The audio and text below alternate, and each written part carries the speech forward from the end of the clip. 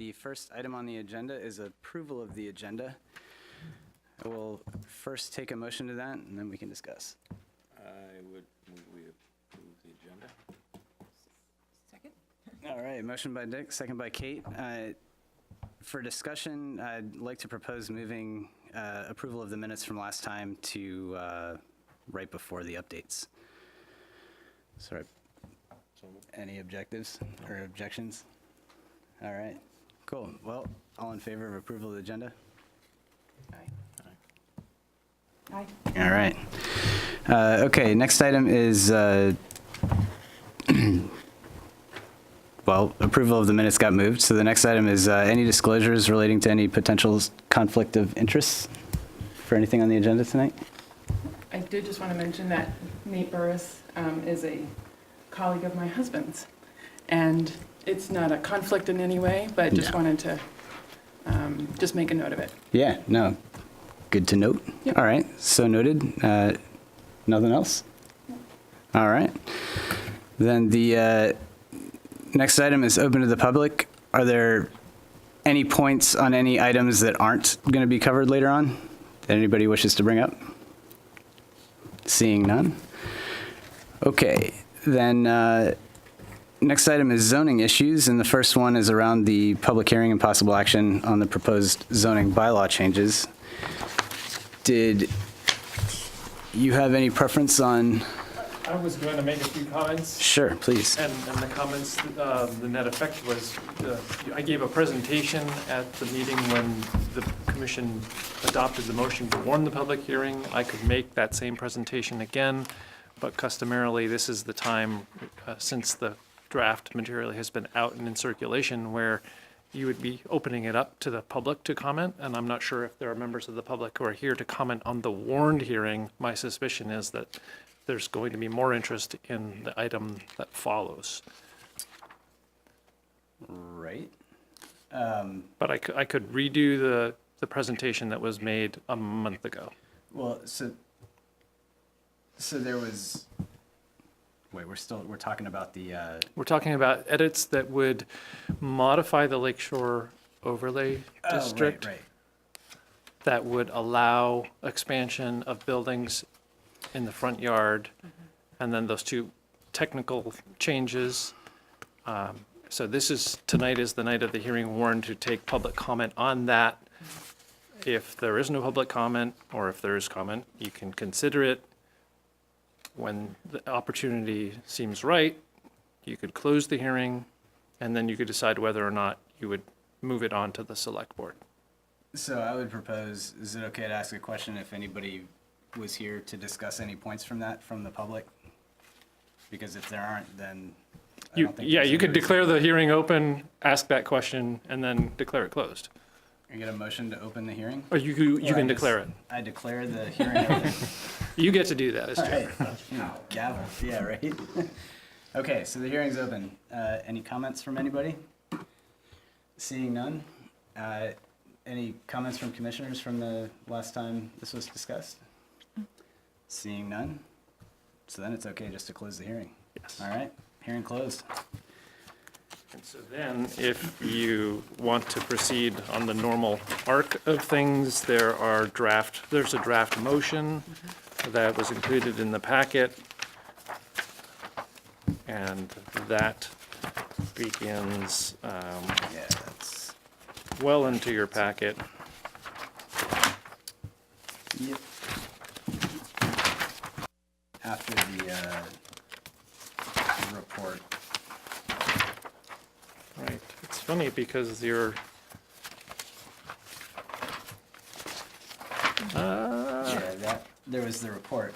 There wasn't the, my apologies, because you were having that problem with the page that was omitted, and I can show it to you online, or by projecting it, but I know it's in the packet. It's in the digital copy, perhaps, not the paper copy. all right. So,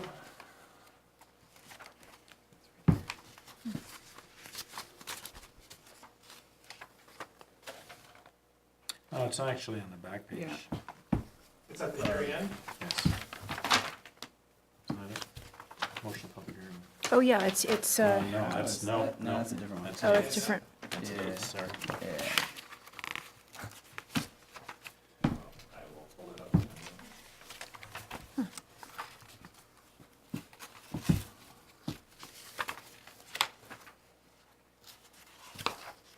And unfortunately, it's kind of long-winded, but you've moved to close the hearing already, and that was adopted. Then you could look at this motion here that would move the package of proposed changes to the zoning bylaw, and I'm going to be channeling, because I want Marion. The package of proposed changes to the zoning bylaw, which may be summarized as follows: addition of language to allow as a non-conformity subject to conditional use review, limited expansion of structures encroaching on the front yard setback in the rural district. The second element was addition of language to allow as a permitted use, subject to all other applicable requirements of the Lakeshore Overlay District, installation of lakeshore safety fence structures within 100 feet of the 102-foot elevation contour along Lake Champlain. The addition of language cross-referencing statutory authority relating to site plan review and conditional use review, and the correction of typographical errors in Table 2. So you're moving that package that was subject to a public hearing held tonight, and if you aren't modifying it, then you don't need to do anything, and that it would be forwarded to the select board for its consideration and action. And I apologize, because it was, Oh, no Okay. problem. I understood this is what we were doing. yeah, Yeah, So I would move as stated. okay. yeah. Do we have a second? Second. Okay. Moved by Dick, seconded by Kate. All in favor? Aye. Aye. Aye. Okay. So that will go off to the select board, and now, Being forwarded to the select board, the earliest opportunity for them to take that would be Tuesday night. It's something that I'll have to discuss with the town manager, whether or not he feels they can do it since it's not on the agenda. If we can get the agenda changed to explicitly recognize it, then tomorrow I'll do that. okay. And if they do in fact adjust their agenda to receive it, then they can set the date for the hearing. The soonest that they could do it would be in 28 days. So we didn't have to do that in two parts. Two parts. Well, the first part was the draft motion for closing the hearing, and you had already closed the hearing. Okay, so we don't have to adopt the second document. No, the plan change report goes along with it. The plan change report was prepared for this stage of the process. Okay. Streamline. Okay. So this, I apologize. I had forgotten that we needed to pass that last one on to the select board. I was thinking of moving on to this. How would we like to approach it? Did you want to pull these options up I and could talk definitely through them, pull- or? Pull them up. I did make some additional paper copies for audience members. Let's say the sponsor or the requestor of that is here, and he may have brought more copies. But maybe you just want to allow Mr. Burris to discuss it. It's on the agenda as further discussion and possible action relating to this request. The request came to your attention when it wasn't an agenda item. It's now an agenda item. If you want to start the conversation as a planning commission before getting any kind of additional comments from Mr. Burris, but since Mr. Burris modified it and gave you 3 different other pieces, you might want him to take the lead on it. Yeah, and I can say and hopefully speaking for everybody, we've reviewed these options, but I just want to make sure that we talk through them and they're all understood and it's on, we've got it on record. So, sure, I would invite you if you'd like to review the options proposed. Thank you, and I did have some extra copies just in case there is a need for them. There's a Cool. draft motion in the report included in there as well. So I appreciate, again, your taking the time to hear from me, especially in the midst of all of this snow. As I mentioned before, there was a proposal to amend conditional use zoning regulations in the rural district. And taking some of the very brief comments the commission made at the prior hearing into maybe some concerns that might be had with that prior proposal, I tried to provide some simple alternatives that maybe were a little less broad. I remember there was one comment discussing how this may unduly affect bridle paths and riding schools. And certainly, that seems to be something that Shelburne would want to promote. And my proposal, is not intended to limit that in any way. So looking at the list of conditional outdoor recreational uses that are contained in the bylaws currently, I think it's clear there really are two categories, and I think the definition of outdoor recreation sort of bifurcates those categories into active and passive uses. And even within that list, I think it's clear that some of those uses are very unlike some of the others. So you have nature paths or walking trails, bridle paths. The proposals, the alternatives pertain specifically to golf courses. And I think the reason for that distinction is, one, to address the concerns that were mentioned about overbreadth of the proposal, and also just to highlight some of the distinctions between those other outdoor recreation uses and golf courses. And to be clear, I'm not against golf courses. Generally, I am a golfer, and so this is not a crusade against golf. I think this is just an attempt to have a proposal that embodies the town plan and also has some common sense elements to really make golf courses work in concert with the rest of the town. So the first of those new proposals would specifically limit golf courses to their existing footprint. And the second would establish a no-cut zone within yard setbacks around really what would of course be the edges of the course. And then the final proposal is a little bit different, and that would change the subdivision regulations to include golf courses as a use that would need to go through that subdivision process. I don't want to go on and on because I think really it's your decision, and I'm sure you want to hear from some of the other folks in the room. I guess my only other comments would be golf courses are a use that, as compared to a walking path, involve golf carts, the maintenance of the course. Courses often use fertilizers, pesticides. This has effects on groundwater, other environmental conditions. Golf courses often serve alcohol, and that's consumed on the premises, and that's all fine. That's, of course, a use that's permitted, and I think the question is, to what extent should that be permitted within surrounding areas within the rural district and these uses, if there should be some sort of, I guess for lack of a better phrase, buffer. I would also just note that golf, of course, involves hitting a ball at high speeds, and were this to go to a public hearing, I think you'd hear from some of my neighbors about the fact that they've had golf balls come into their yard. Golfers often are walking through their yard. I've only lived in a house in the area for a few months of the last season, and I have a bucket of 25 to 30 balls that landed in my yard.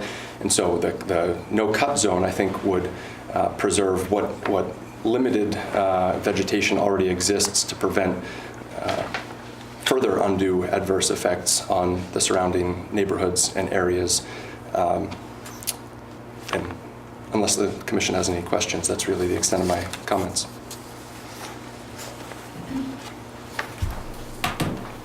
I did not necessarily I certainly have my thoughts on the various proposals, but I think it's worth, if there are any comments or questions from commissioners, then we can ask for any input. I'd like to be more familiar with the parcel. Can you pull that up, Dean? Just to, I'm not sure how it relates to houses. I believe this is the only golf course in Shelburne. Is it? Anyone? To my knowledge, yeah.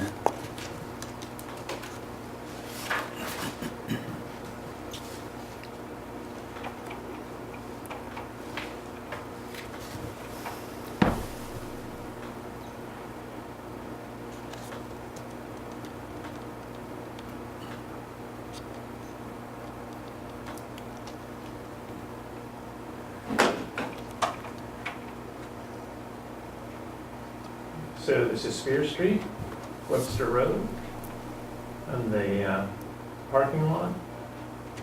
And this is what I'll call the east side. This is the west side. This property has been separated from this property, as I understand, and is the subject of a development proposal for 91 residential units by the Snyder Company. And that's reached the preliminary plan stage of review. So you're just trying to get a sense, Dick, of Where what's is, around it? where is the proposed land that would be added to the course or opened up to the course? I'm not sure where there doesn't seem to be One any. of the residences that are potentially. So in the Where is northeast. the coverage that's theoretically going to be cut? Is that back portion of the lot behind those? Yep. So that's 13 acres roughly? Yes, I'm sorry. For the record, Dave Marshall from Civil Engineering Associates. You guys probably each have your own mic. Oh, there you go. And for the record, Dave Marshall from Civil Engineering Associates. So, yes, we've zoomed in on the area, which is the forested area. The far east side, you can almost see a change in color of the vegetation. Much of that is within a wetland corridor. You can see some of the drainages on the right side of that particular photo. It drains to the left. I think Nate's home is the big white driveway. It's to the right of that. There you go, Dean, right there. Nate, that's your home? Correct. That's right. And the 17th green is just to the north of Nate's home. And you can see two sand traps. Oh, there you go. All the good tools, all the fun stuff. And so that's the green, and this is the backyard area that Nate has the golf balls enjoying him. And this is the area in which the proposed 2 additional golf holes are being proposed right now. I would, and I'm sorry to interrupt. Pardon my ignorance, Dean, can you just quickly explain to me or to others who may have this question, what other processes would occur outside of the Planning Commission should Quiniesca want to cut, and should the neighbors want to discuss their feelings about that? Take the mic back. Well, cutting trees in and of itself is not something that is subject to review by the zoning, as a result of the zoning regulations. So that's the first thing I will say. The golf course is a conditional use within this district. So other changes to the course that would result in what would be called land development, and land development is defined in statute. It's also included in the zoning regulations, and it's very, very broadly defined. But cutting of trees is not land development in and of itself under our regs. But shaping the earth is something that would be subject to regulation once the amount of earth that's moved or filled is greater than 1,000 square feet. It's a limited threshold. So that's the initial trigger. But this is a project that, as I understand it, and I'm not the best person to talk to it, that involves fairly substantial changes and an intensification of the use. So an amount of use that takes place over X number of acres is going to take place over a smaller number of acres, so the use will be more intensive. But in any event, long story short, an application has been filed for this change, and I believe it has been warned by the Development Review Board, or for hearing by the Development Review Board. So the Development Review Board will have an opportunity to review the request under the zoning regulations, and they will be looking at the conditional use criteria and the site plan review criteria. In addition, this is a project that has a size that will also necessitate Act 250 review. So in addition to local review, there will be review by the District Environmental Commission. And then, in addition, or kind of nested within the Act 250 process, are things like wetland regulations. I believe that the plan was modified not that long ago in response to comments from ANR, Agency of Natural Resource Wetlands personnel. So there's a wetlands component, there's a stormwater component. As part of Act 250, there's going to be some determination regarding archaeological resources. It's really soup to nuts. Does that? Yeah. Is Quiniesky's driving range just due north of that?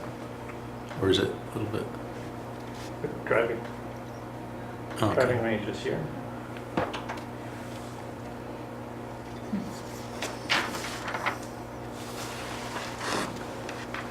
You had another comment, I think. I was just going to note that the proposal, as I've seen it, and to be sure, I totally agree that the Development Review Board, of course, is the proper venue for review of the proposal itself.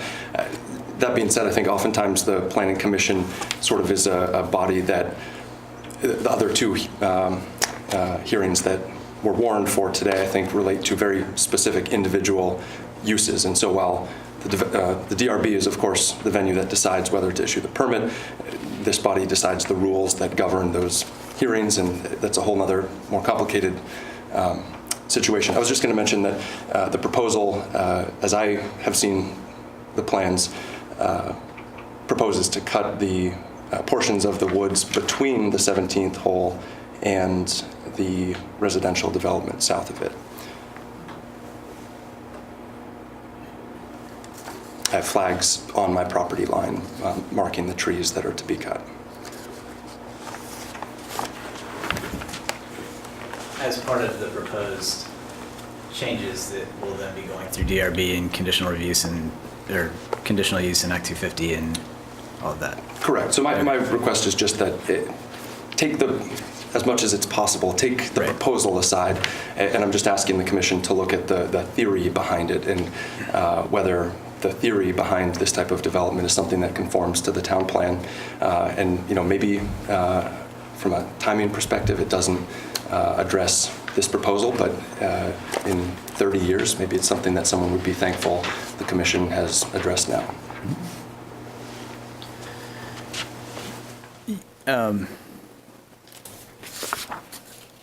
Are there any other comments or anybody that wants to make any statements?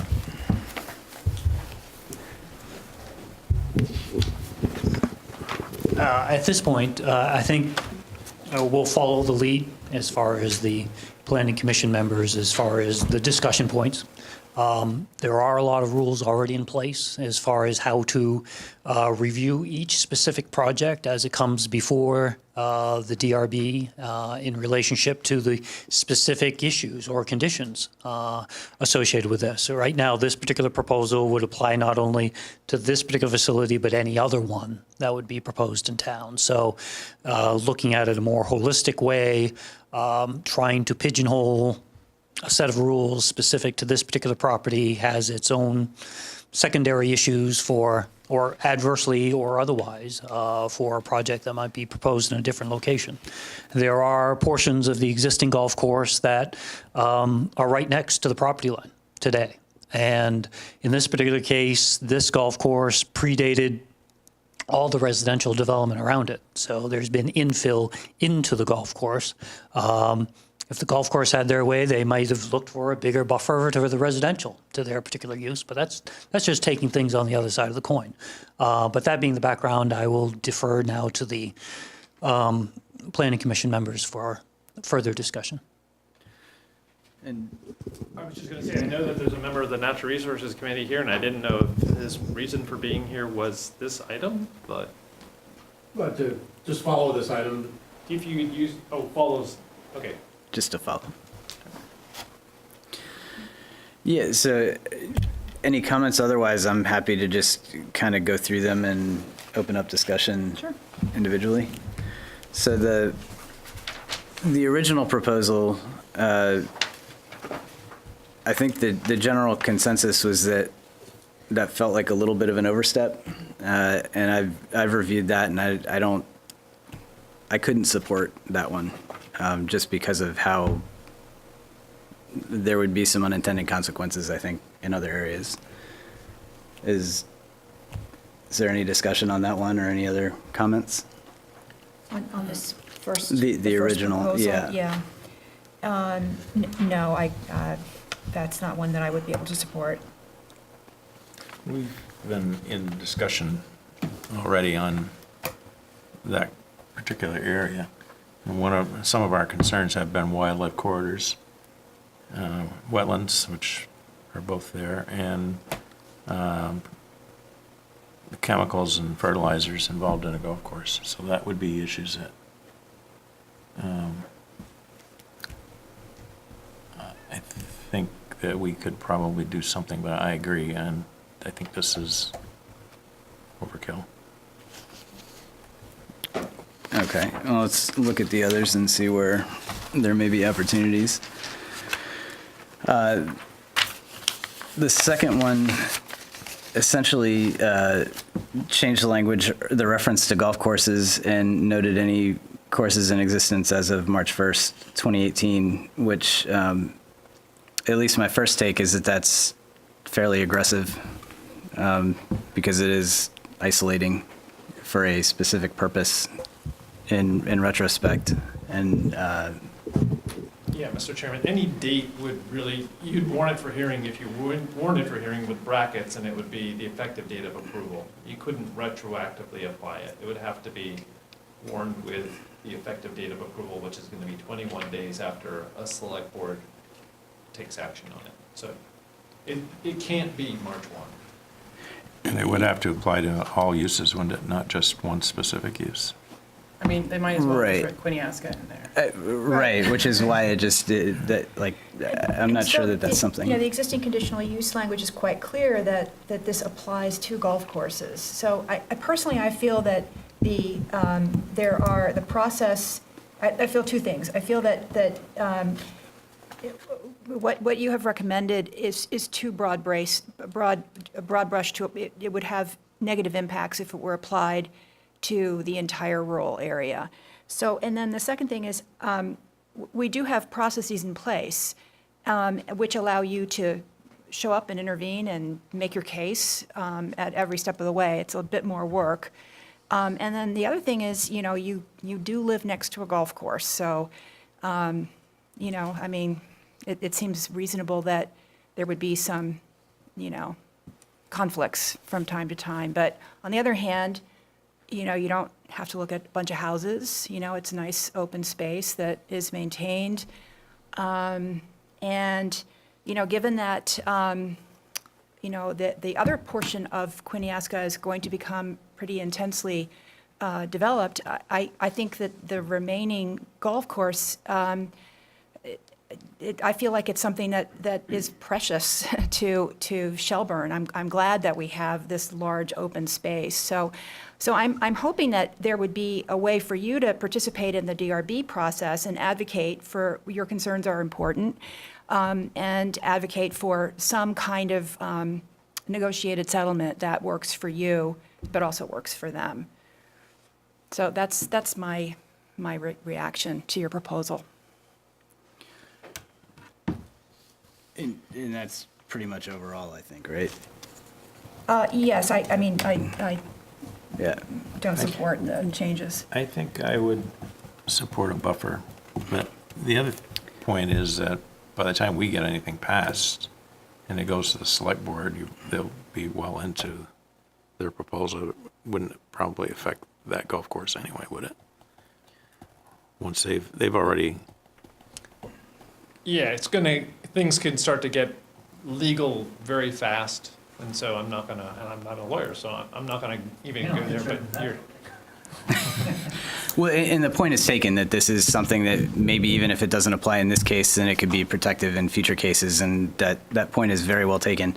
The conditional use thing, I'm in agreement. I think that the language is too strong. Golf courses is in there. There's already a conditional use.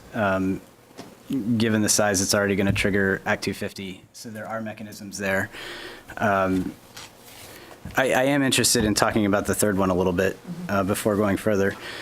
As far as dimensional requirements and setbacks, the proposal would have a no-cut zone within a 500-foot front, side, and rear yard setback of any golf course.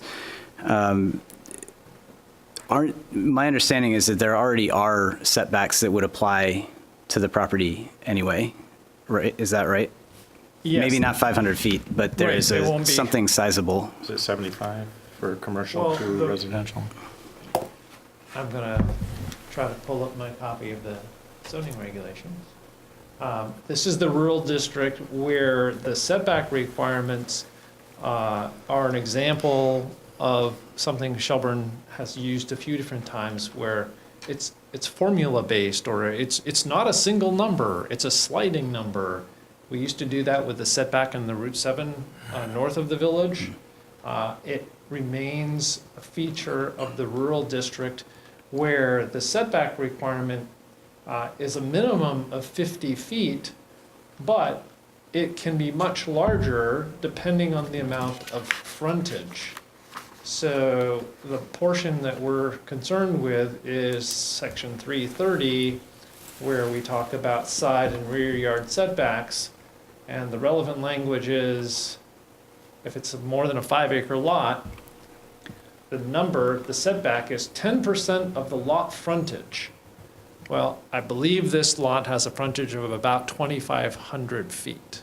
Does that sound right from your perspective? But that would mean that the setback requirement for structures or things otherwise not exempt would be 250 feet.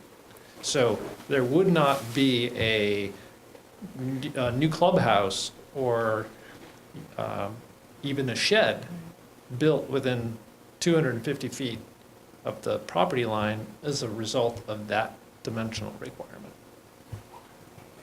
If it's okay, could I just make a very brief comment? Sure. Just in light of Dean's comments about cutting, that's the reason that this is proposed as a no-cut zone within a distance. And certainly if the commission wanted to, amend that distance to be contemporaneous with the setback requirement, that would seem reasonable to me. So the setback really just applies to structures. It's a structure setback. There are some, I'll say, refinements on that concept that are applicable in certain districts, but not all of the districts, for sure. In the mixed-use district, for example, the setback is a structure and parking setback. So the determination has been made that in that district, the area isn't simply devoid of buildings, it would also be devoid of new parking areas. So the idea of expanding it beyond buildings has been used in the regulations, but except for the lake shore setback where there's a restriction on cutting, that's, I think that's the only instance where there's a tree cutting restriction that has been deployed. But you could consider it since you've already got that type of restriction to protect Lake Champlain and the shoreline. So under the current bylaws, there technically wouldn't be any restriction of being able to go up to the property line in terms of. Unless as a result of the conditional use and site plan review process, the board made a determination that trees were required to affect the necessary screening. And this was where the site plan criteria, it's not quantitative, so it doesn't come out as a certain number of feet of no cutting. It comes out in terms of requirements for screening. Okay. And, yeah, I guess I'll leave it at But that. at the same time, that allows them to respond to site-specifically to conditions, right? I mean, in theory. Yeah. So I mean, I think, if Mr. Burris were there to advocate for, what he's trying to achieve, I think they would listen and take that into consideration.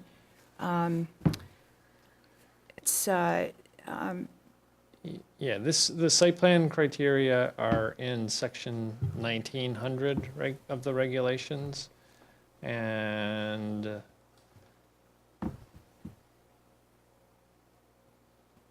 site plan review criteria.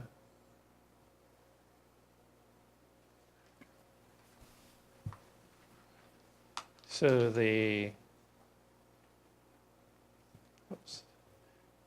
When the DRB is looking at this, they're looking at things like safety of traffic and so forth. They're looking at lighting, adequacy of landscaping, screening, and setbacks in regard to achieving maximum compatibility with adjacent property. So that's the place where the discussion would focus, I would imagine, and the board would be hearing arguments about what the maximum compatibility, what that really means.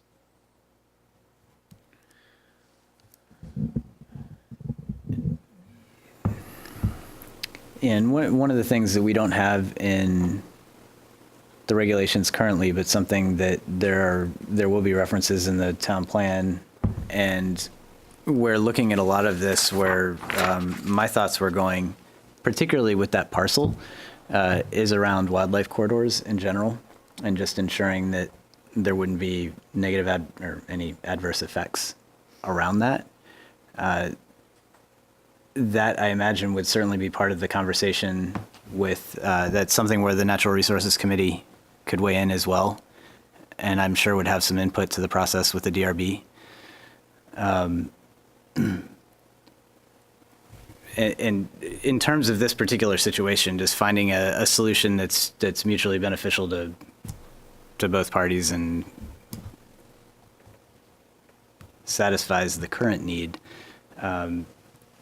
These particular proposals, at least I personally was struggling to justify supporting any of them just because of how it singles out a particular thing. And in looking at any one of them, there were potential side effects that would be hard to predict at this point because this is so specific and very targeted.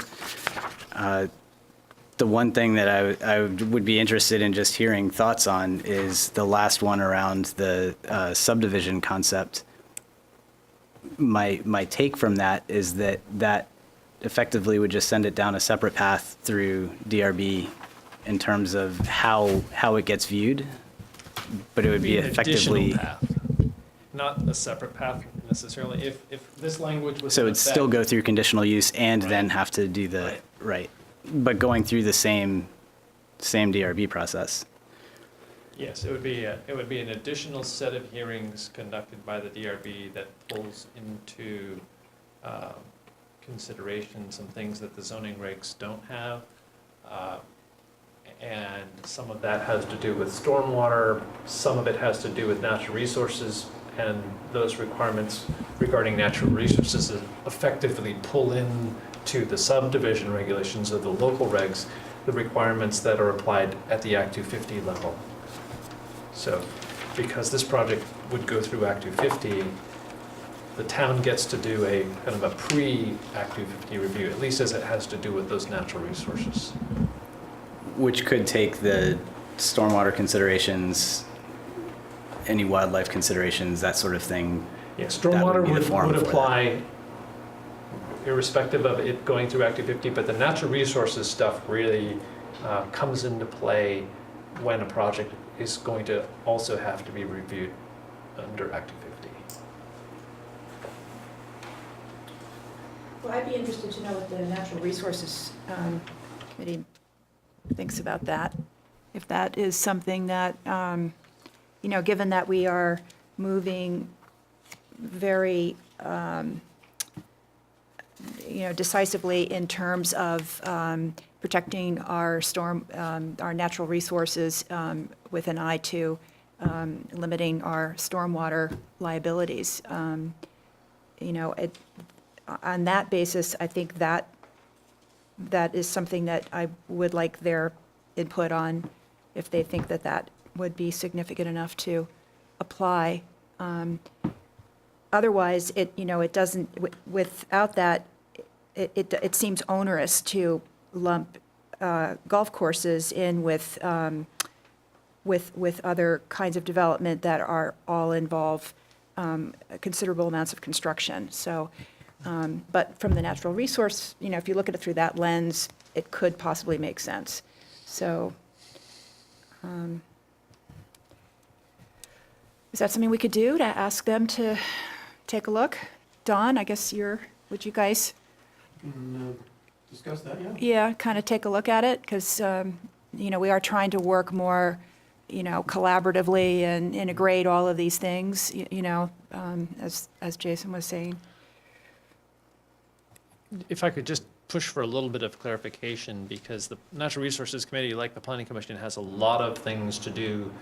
And so the more focused the request is, I think the more manageable it will be. So is the suggestion that the Natural Resources Committee consider this from the perspective of this specific issue, which is a golf course, and whether or not the golf course proposal should be subject to additional review? Or is it this larger idea of should the Planning Commission entertain proposals to modify the subdivision regulations so that they would apply to more things, or consider other types of regulations that are going to protect resources? Is it focused on the golf course, or is it focused on the resource? I would say the latter, just the golf course is the trigger that is making me think about Yeah. about that as something that warrants, thinking about more. So Kate, if they came back, if the Natural Resources came back and said, this is a vulnerable piece of property, would that trigger us to actually still change this particular language when we're talking about that specific piece of property?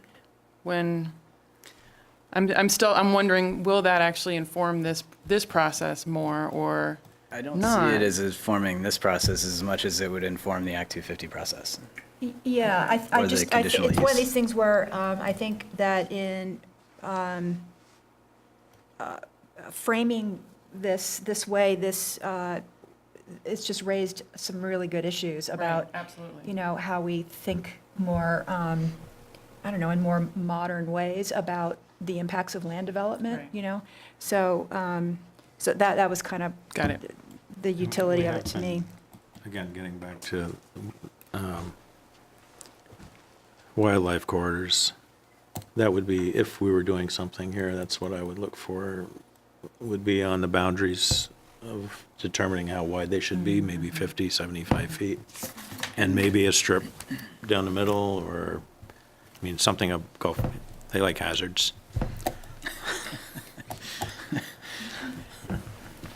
Question? Just bigger picture, I'm kind of latching on to Kate's concept in the fact that right now, there are certain applications that go through the site plan review process, through the zoning bylaw, that aren't going through the same level of review as a proposed subdivision, two-lot subdivision, or a larger one. So, if you really want to employ or apply the concepts of good resource protection, then it should be in all of your regulations.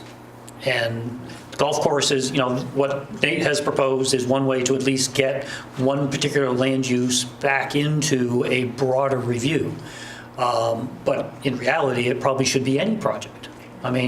No project should have the right to impact something that a larger project might not be able to do. So the other thing as far as golf courses is that any commercial golf course that's located on more than 10 acres of land is going to be subject to Act 250 review. So you're always going to have, as long as we're talking about golf courses, you're always going to have those particular types of environmental checks and balances that are part of the Act 250 process, that Dean was making mention that many of those same things are adopted in the subdivision regulations. So at this point in time, as far as at least me speaking on behalf of the resources in town, I don't live in town, but nonetheless, that would be the way ultimately to achieve the goal, which is to basically make every project go through the checklist of environmental resource protection. So that would be, again, the way to achieve the goal. So I'll jump on Kate's idea as far as that particular approach. Yeah, and this is a good discussion. That's actually why I was asking the question earlier about being able to cut straight up to the property line. And thank you, Dean, for explaining the screening versus a setback for buildings, structures. Because then, Dick, you followed up with where I was going with that. We don't have formal regulations addressing things like wildlife corridors on the books right now, but that is something that we're looking at having references to in the town plan for future additions to the regulations. And in terms of wildlife corridors and understanding what width would be reasonable, that's really where I was going. And if we needed to be very specific with what the Natural Resources Committee could look into, it would be that. Like if we had discussed things like wildlife corridor overlays and that sort of thing, but I think we were coming at it from the perspective of where's the core habitat where there is wildlife residing, and we already have things like protections for deer wintering areas and that sort of thing. If the property in question wasn't impacted by those sorts of things, then just looking at where that is and chunk of trees and that sort of thing, I don't know how that relates as far as any kind of wildlife movement from one place to another. So what sort of a width would be recommended that could work its way into the conversation if we needed to be targeted about where natural resources could help us out? I can make a couple of quick comments in response to that. I can tell you that as part of their previous discussions, and Don can chime in as well, as part of some of their previous meetings, the Natural Resources Committee has talked about the preparation of a map that it would be giving to this group to ask that it would be incorporated into the town plan. That map would be using a map that's in the open space plan as a starting point. So I know Sean McFadden, who had a hand in developing the map that's in the open space plan, has worked on another version. And so it's currently under discussion and will be discussed more a week from yesterday.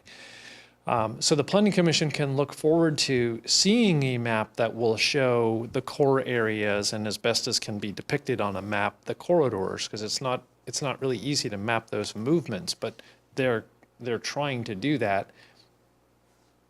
That map could lead to an overlay district that would be added to the zoning regulations. And if that was to happen, then development that's subject to the zoning regulations would have to meet whatever the requirements for that are developed for that overlay district. They'd have to meet those requirements. So you can look forward to a future where you're considering that kind of proposal, I would imagine, in the next, year, 18 months. I was wondering whether or not it would help to pull open the open space plan. Do you want to look at that map to see if it informs any of this discussion, or is it just to know that they're doing it? Because Sean McFadden and I have kicked back and forth a couple of different times comments on a map that he's developing that gets at some of these issues. Well, of course it would be interesting. I would also want to be fairly targeted in what we're doing here and what we have the ability to affect here as part of this discussion. And I mean, seeing that map, and I'll certainly look at it later, but I'm looking for mechanisms that would inform the process as it iterates and goes through the various steps of the conditional use review, Act 250, and how what work is being done could play into those discussions. There won't be a regulation in place, I would imagine, by the time Right. this goes through. And- But I think it's a fair point in terms of modeling this for ensuring that there are protections in the future and that we are covering bases. But for this particular project, I think that the process needs to run its course, and there are multiple opportunities for input, just not the kind of input that we could affect now as a planning commission. Is my take. I'm not speaking for everybody. Other than we could offer our strong support for leaving some strips of forest in place, and hopefully the golf course can work around that. And when you look at the line, if that south line were to be protected with a 50-foot buffer or something, it actually is a wildlife corridor. And it would give a little extra protection to the neighbors, I guess. So that, I mean, that's kind of the thing I would suggest, but, you know, as Jason said, we can't affect what the DRB is looking at now. Maybe they'll take our advice, but maybe not. And I'd be happy to make that formal statement. I mean, the concern really is around your comment on width. I mean, how could what a wildlife corridor that still needs to be discussed and understand if it even would be a significant impact in that area, how does that play into things, and how could that buffer double as a screening but still enable the project to proceed within? Look at that, it's an island. It's what, wildlife would use that. I would imagine so, but at the same time, Not so, deer will go anywhere, but it's more other types of wildlife. well, and I imagine that wildlife uses the golf course as a corridor in their day-to-day use anyway. They adapt. Yeah, right. Yes, different types of wildlife adapt to different conditions. So there is wildlife in every portion, whether it be the golf course or the forested area, different types, but again, they're there. And just to state this as an opinion, my preference, and I've lived in a lot of places and seen a lot of golf courses, and I mean, at least aesthetically, the ones that have more features are more attractive than ones that are just basically like a hole clear cut and there's 18 holes stamped out and you might have a sad looking tree. And I don't know what's happening into the designs, but having those features is nice, and I'm just hoping that there's some solution that can leave some of the trees to be able to facilitate both wildlife access where they're not just walking out in the open, but then also having more of a screening effect to any of the neighbors that may be affected by stray balls, which is going to happen anyway, especially if somebody golfs like me.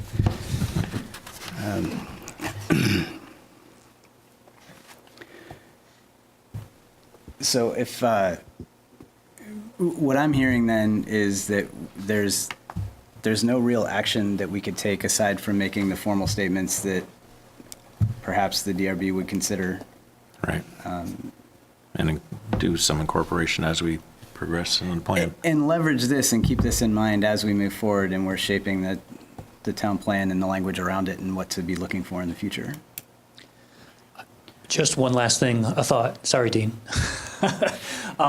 When we talked about making sure that every application that comes before the DRB is basically all dealing with the same rules, what some communities have done is actually combined their subdivision regulations and their remaining zoning bylaws into one land use regulation.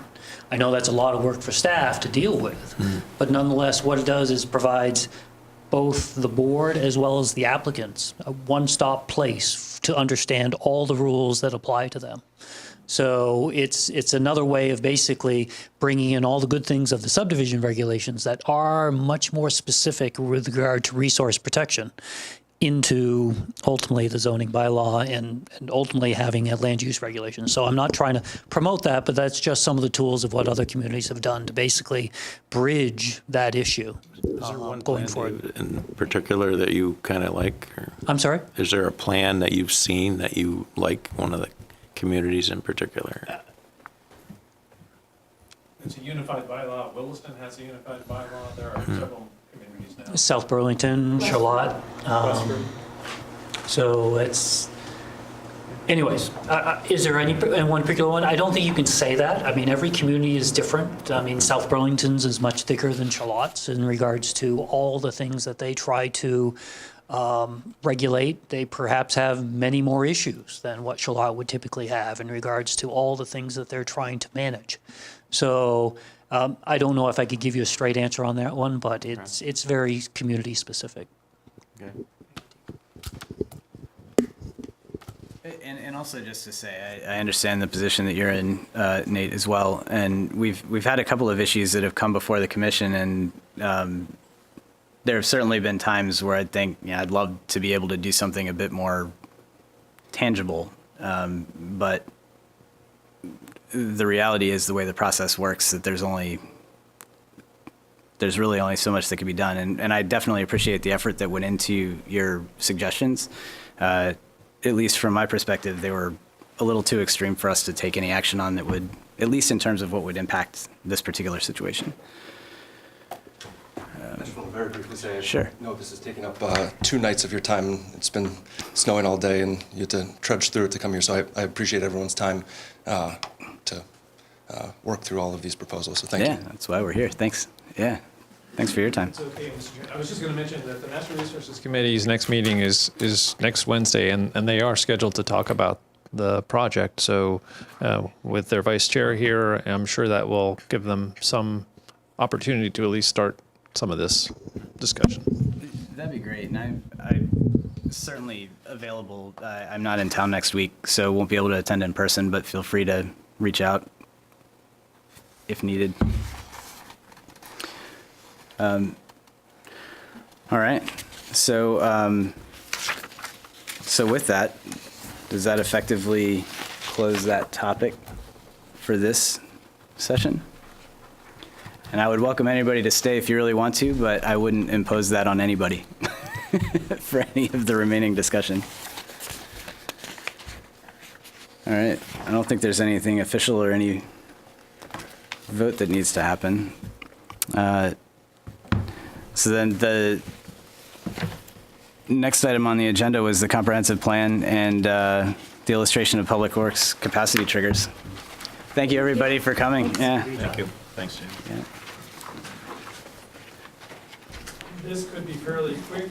I did include in the packets the page that I'm showing on the screen right now, which I prepared because of some of the conversation at the last meeting, where people were wondering about what we've called triggers for public facilities and how when a trigger is reached, something happens. And so I just illustrated some approaches. I think 1 or 2 of these I might have mentioned during the meeting, but if people had questions, I can talk through them, or we can dispose with that. But the idea was to just give a little bit more specificity to some of the ideas that we kicked around when talking about public facilities, and when might a public facility getting close to capacity mean something for a development proposal. I was thinking that, looking at trigger example 2, where you went 95% of capacity reached or exceeded, and I was thinking that probably should be like 90%. And then it's, Nothing magical about those numbers. I know you just kind of Well, I mean, put it ballpark. together, yeah. Yeah. But I was looking at it, and it gave me an idea that the response is all development proposals be phased to mitigate impact. And I was thinking that more than that, it probably should indicate a point to freeze certain types of developments, so that if something specific came along that required that capacity, it would be there. And then I was thinking that generally when you get that close, the powers that be are looking at expanding capacity, and it's a year or 2, generally. So my thought was that it would be, you would freeze certain types of residential, but you would still maintain that capacity in the event something came along that the town really wanted to grab a hold of and have availability for. I was just going to say that, again, these were illustrations. The fact of the matter is, if it were talking about wastewater in Shelburne, we already have a capacity allocation ordinance. That ordinance already has some reserves, so it's very sophisticated, much more sophisticated than what I'm doing in just a single line to communicate the idea that you could try to apply this idea to other facilities. But I just wanted people to be aware of the fact that we have in an ordinance restrictions on how much sewage capacity people can use, and it has reserves. So if, and one of the things I think I heard you say, Dick, that if you wanted certain kinds of development to go forward but not others, well, we've done that by having reserves. So all of the capacity could be used up in the general pool, but we would still have a pool available for, I'm trying to remember what the different categories are, but I think we've set aside capacity for municipal facilities as an example. I didn't want to try to get into that much detail for the purposes of this, but maybe the group would want to have a little bit more of a dive into the sewer allocation ordinance to understand all of its features, because it's pretty sophisticated. And I'm certainly a fan of the triggers and that concept. I could certainly see this getting very involved from getting it on paper into a regulatory form. At this point, these are things that we're effectively including in the town plan revision as recommended actions, correct? Yeah, this was all towards trying to inform what kind of tweaks you would make to the language in that section. Right. And from that perspective, and again, I am a big proponent of this path, but again, just trying to keep things on track. I think what our objective is to come up with a rough framework or concept that could be put into the plan for guidance, that then we could spend the time that we really need to spend on that specific issue to get that portion of the town regulations updated. And from that perspective, I think that this is a good start. And then even if we want to have some discussion around what are some of the other caveats and considerations that should be included as a part of this, I would be certainly happy to do that. Yes, I agree. And the only other comment I wanted to make, and probably I should have led with this, was related to trigger example 5, because some of what was happening at the last meeting was a discussion of this idea and perhaps how it could be applied to the way that the town grows, the pattern of growth. And some of you, I'm sure Kate knows this because she's dealt with it before in her work, but the rest of you might not understand that as part of the regional plan, they have policies that essentially apply a trigger that has to do with the geographic distribution of growth. And we haven't got anything like that in the Shelburne plan, and that's where number 5 comes from, because in the regional plan, they have a policy, they don't have a mechanism to carry it out other than Act 250 comments, but their policy says that 80% of the growth in of the county should occur within growth areas. And so that idea could be applied in Shelburne, where you would have a numerical target. I think that's starting to make some sense in terms of shaping, so it's not just this abstraction that we're talking about, but it's talking about, we're saying if the growth comes and there's a lot of it, terrific if it goes here. If it's not there, then that's another conversation. And the idea that's buried in number 5 is that, we're constantly issuing permits, and so we're looking at we don't have real-time numbers for the amount of growth occurring inside the growth area, let's say, but if we were to develop it, we might say, well, we look at the previous 12-month period, and some of that stuff has already been approved, and so where I was going with this is that there's already some momentum, and it would really take a bigger project that when we do the math and we say, well, this has got a 5-year build out, and you look at year 3 and all of these other projects that have been approved, if that result is going to mean that in that year that something like 22% of the growth is happening outside, you'd be violating the 80-20 by 2%. Does that make sense? So that's why I was saying if it's more than a 1% deviation, so it's tied to the percentage of the growth that's happening, and are you close to your target or not? And we would be sitting down, or the DRB would be sitting down and looking at a project and saying, wow, this is a big project, and it's all going to contribute to the amount of growth that's going on outside. It's not that the project in and of itself it's bad, It's looking around at all of the other projects that have already been approved. And some of those things are subject to a review process and some of them aren't. Is that, I mean, I just wanted to be clear that the Regional Planning Commission is doing this more as a monitoring tool. Are we doing what we say? Are we growing in the growth areas as we want? For it to be used in a more proactive fashion, you'd be doing forecasts for every development. Every year, there would be a forecast of how much growth is already likely to be happening in a given year. And if another development came along and was going to result in that number going from 19% to 22%, you'd know you have a problem. And you'd have to say, you have to scale back your proposal because it's going to mean pushing the needle too far in terms of growth in the rural area. Yeah, I gotta say, my head hurts when you start thinking of all the different permutations and factors that need to be considered with something like that. I like the direction as well, though, because it does, I think it addresses a lot of the good concerns that you've brought up in the past around just where to focus growth and how to grow.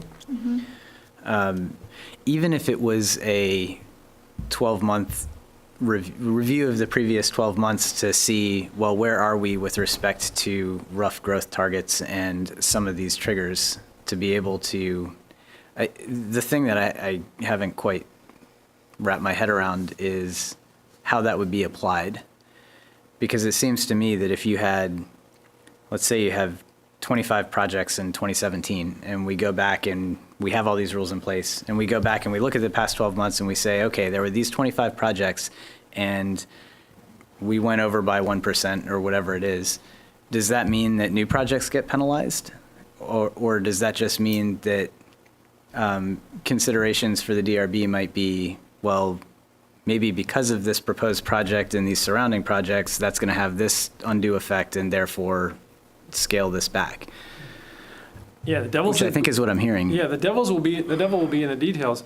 The problem with doing it based on 1 year is that there are fluctuations, and sometimes a project will be, it will go to market and it will be absorbed slower than expected, and other times it might be faster than expected. And so what is going to happen in a situation where we thought a project was going to result in growth in the rural area and it was at a tolerable amount, but let's say that project slows down and nothing happens in a given year, but then there's another project separately, but the two combined in the second year are going to be more than the 20%. Do you average it over 2 years and say, well, it's okay? Do you average it? I mean, I think those are questions that will have to be asked if you were to develop this as a policy for something more than just a look back. If it's to be used as a look forward, you're going to have to account for those things. And really, the implication would most likely be phasing. It would mean if we have a healthy market and things are generally speaking being built according to their forecasts, then someone who's coming in may be told, you're going to have to stage your project over a longer period of time than you had thought. Yeah, I think there will be some interesting discussions down the line. But I do like the idea of where this is going. But one of the things that it can generate data that could go into the town plan, not the town plan, the town report every year to sort of show where things are happening, and could be a way to like a real-time way for residents to know how we're growing, and then that can become maybe a conversation about does everybody think this is the best way for us to grow? Because that is something that needs to be asked from time to time. So it just would give us a better sense for like how all of the things that add up to land use, and the impacts that it creates are, just to measure that, what is happening.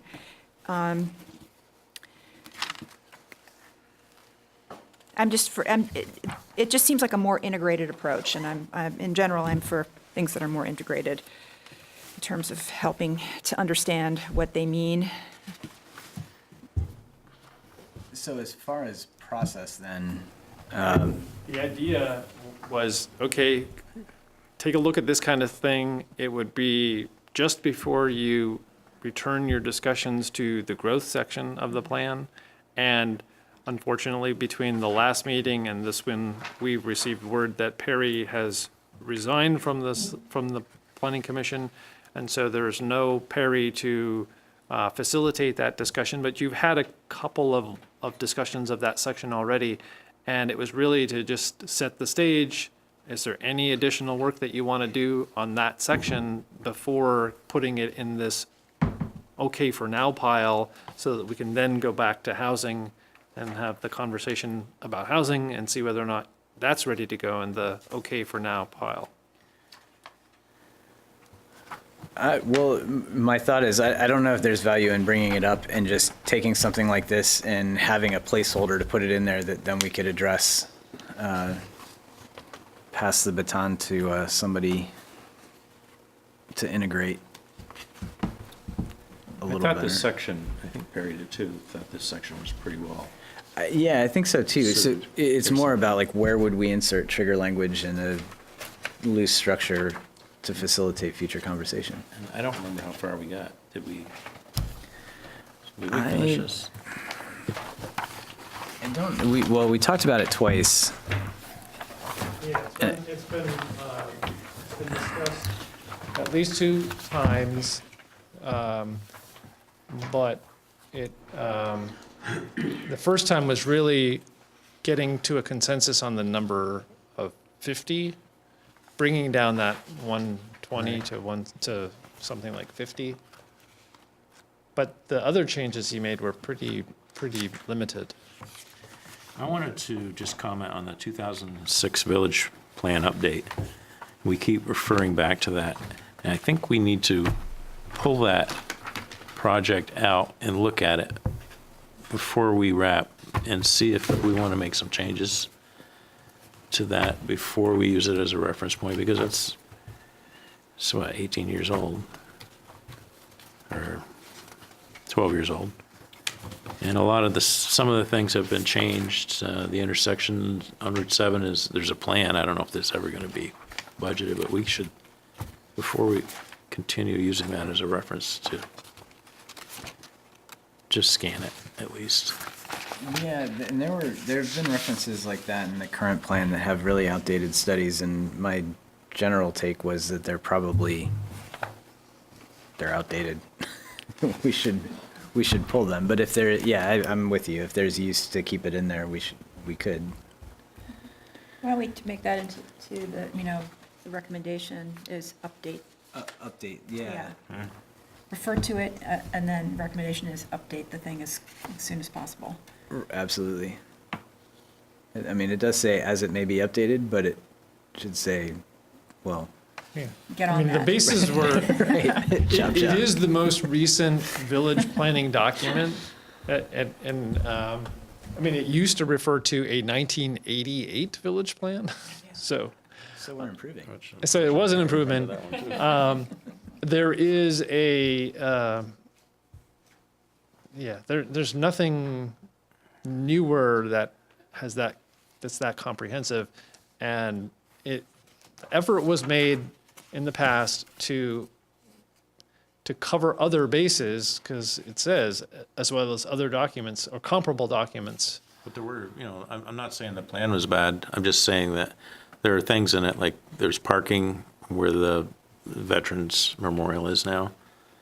There were parking on that side of the street. It was part of that, I think, moving it over.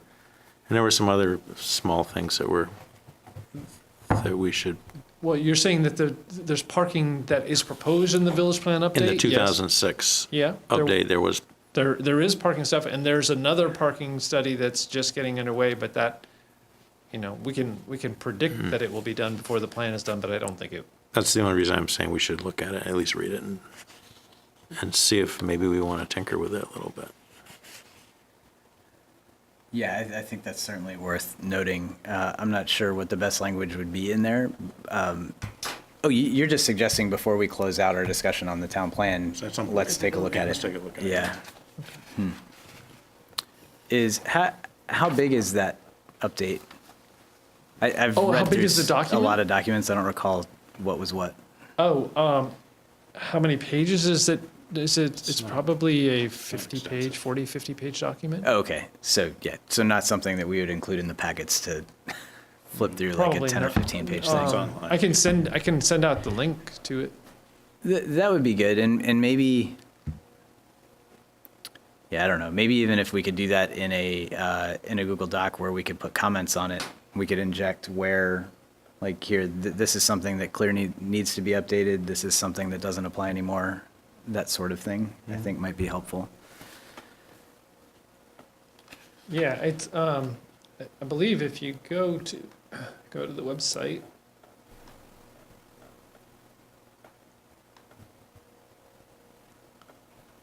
Yeah, so they're very large. It's a technical You've term. been warned, so there it is. How large is it? Very. It's very, 52 pages. Okay. A lot And of pictures. And yes, it's a fairly quick read because there are a lot of images. So if you know that it's on the website, don't bother to send out the link, or still yeah, send out the link. or maybe in the next meeting that we have where we would discuss this, point out that it is on the website and then be prepared to talk about any, like, let's highlight the obvious things that need updating, for example.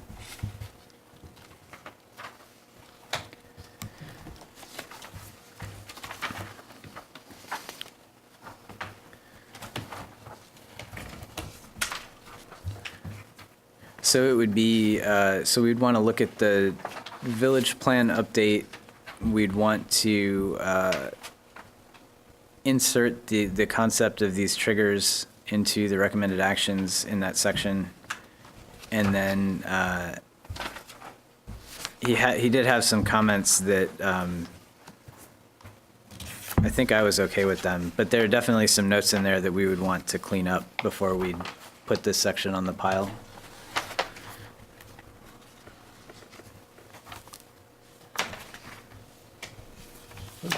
Do people want to say what their comments are right now, and we'll try to clean it up so that we can? Or is it going to be something where people, if they haven't revisited the document in a while, they will?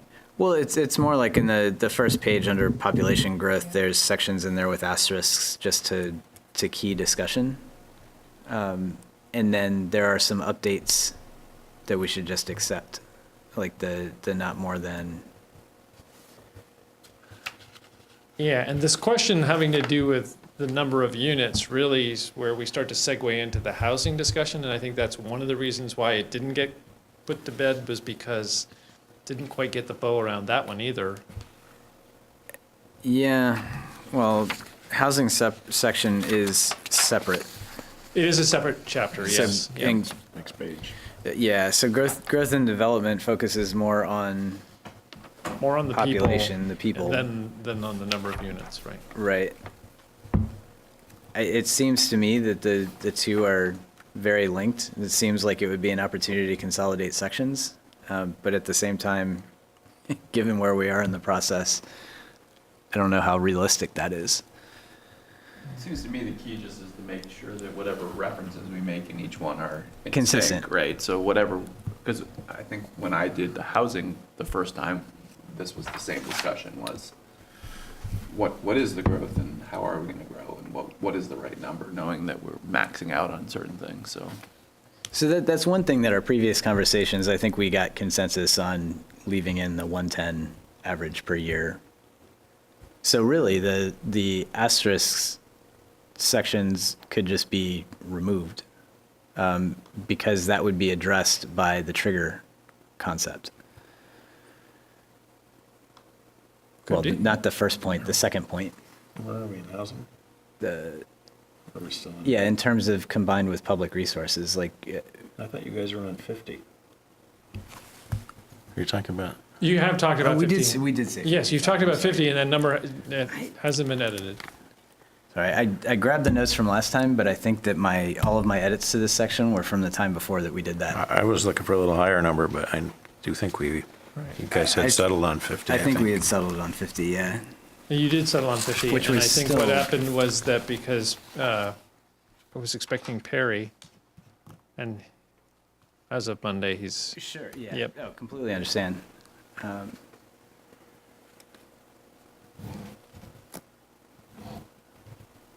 Yeah, even when I said it out loud, the 110 didn't sound right, but thank you for pointing that out. Yeah, I'm still not thrilled with that goal of 50 persons a year, because that's just assuming that the growth is, it's kind of like imagining the worst-case scenario for that growth. Like 50 persons a year in the rural area would be pretty, disappointing if that's how that transpired.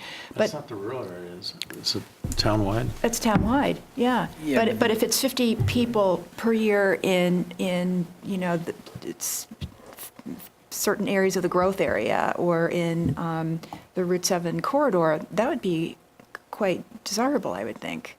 So, and that's where I think the commission needs to work out the competing viewpoints, because I think, Dick said it is the not more than, and that's the cap idea, and if it's gone, then it allows for some fluctuation at the very least, not necessarily the, Route 7 corridor versus rural, but it allows for a higher number if it's in the right place. what's wrong with putting language in there that talks about, we care where the growth happens, that location matters?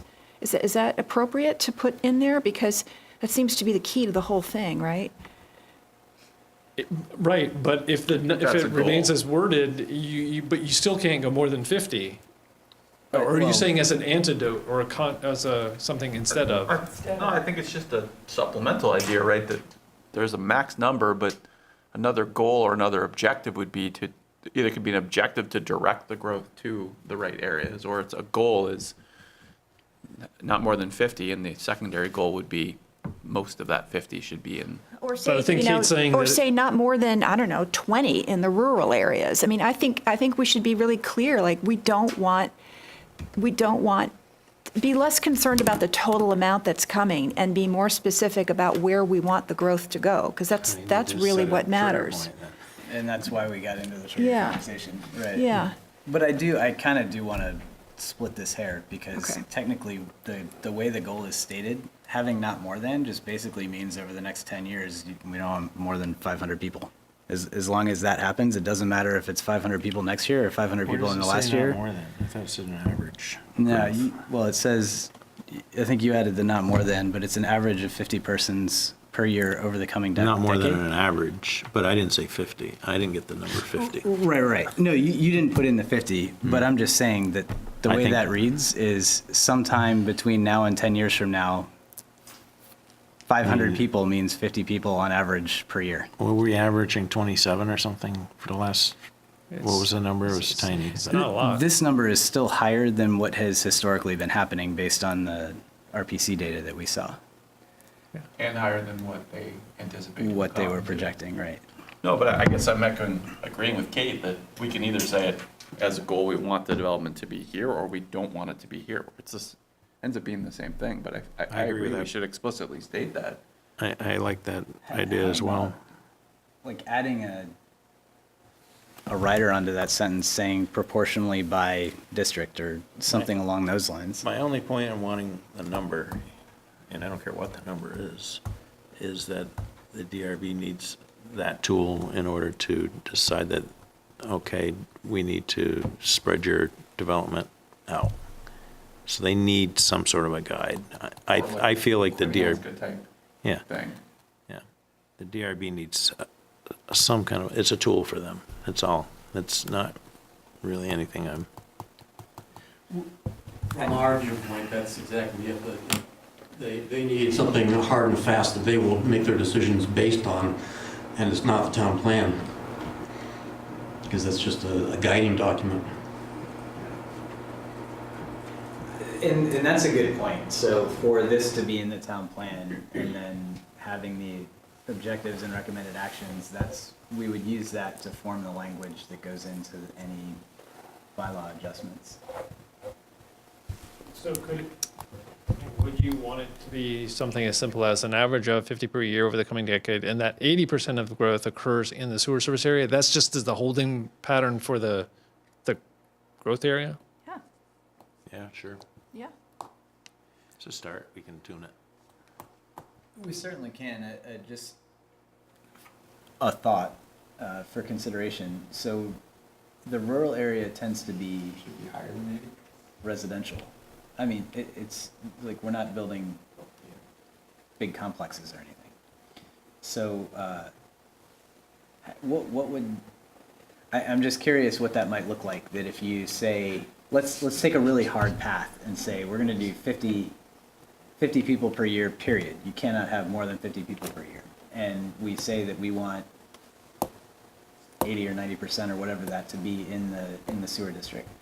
So however that math works out, if you end up with,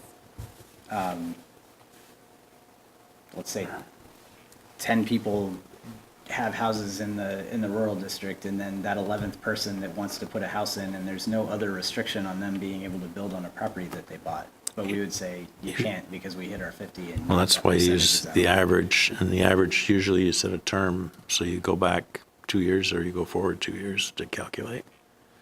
So we I can mean, The frame average. it that way. Some So how many some permits are- towns do go to very extreme lengths. The town of Lincoln, I believe, used to have a cap on the number of permits it issued. The town of Fairfax, I believe, used to have a cap on the number of permits that they issued. And so if Lincoln, I think it used to be 10, and so if you were the 11th person to apply, it was the entire town, but you waited until the next year. Or you could come up with some, I mean, if the will was there, the town could adopt regulations. They might be challenged, but you could adopt regulations that set a cap on the number of permits that are issued for a specific part of the town. Well, that sounds, could we do that for the rural areas? Like only I 5 don't want to. permits per year? I'm saying that towns have done And it. we're totally firm and they about no that? longer do it. I don't know if Except they for in just had a change Hamlets? of mind or, but they did it for a while. I mean, I have a family member, distant family member, who I know was one of those people waiting in line Yeah. for one of those permits. But we could say, but if you would like to build in the growth area, that can happen tomorrow. Right, and then, you know, we mentioned Williston earlier. Williston has a pretty sophisticated system of, the people who get to build in the rural area are the ones who score highest on a ranking system. So you don't know whether or not you're going to get to build in a given year unless your project scores. So it creates incentive for the projects to do the right thing environmentally, to provide other benefits. Well, perfect. Why don't we just do that? Let's just, adapt what they did to us. That sounds, we don't even have to go through a whole lot of work. That sounds perfect. What are some of the, I'm just curious, what are some of the variables that would lead you In to the a score? Williston system, it's Yeah. been too long. I was needing to. But it'd be some of the things that we typed at, so in other words, like We don't putting need your to reinvent the wheel. Yeah. I mean, it's the type of things I would assume that we want to emphasize too, in terms Yeah, of I'm. smaller building envelope, no slopes, no this, that. Yeah, I mean, this only came back on my radar recently because there's a development proposal that is in Williston that's reached by a road or a drive through Shelburne. And so the plans came to me, and I knew that I had to get somewhat familiar with. I thought that I could just grab this quickly. But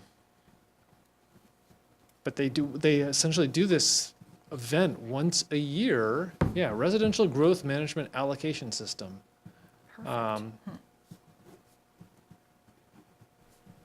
So cap of 80 dwelling units per year.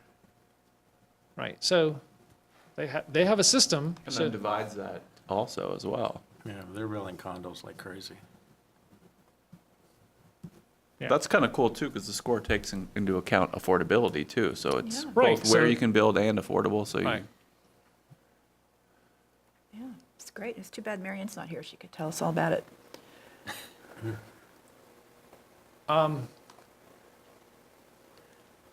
Okay, so do you want to perhaps address this by leaving the percent blank and then have a note to get exposed to some of the details of the Williston system. Yeah, that works for me, yeah. What is it? They had 80, but that's a units, right? That's not a percent. Growth management Yeah. stuff is cap 80 per year for where they can be built, right? So there's the geographic component. Yeah. And what's the scoring system?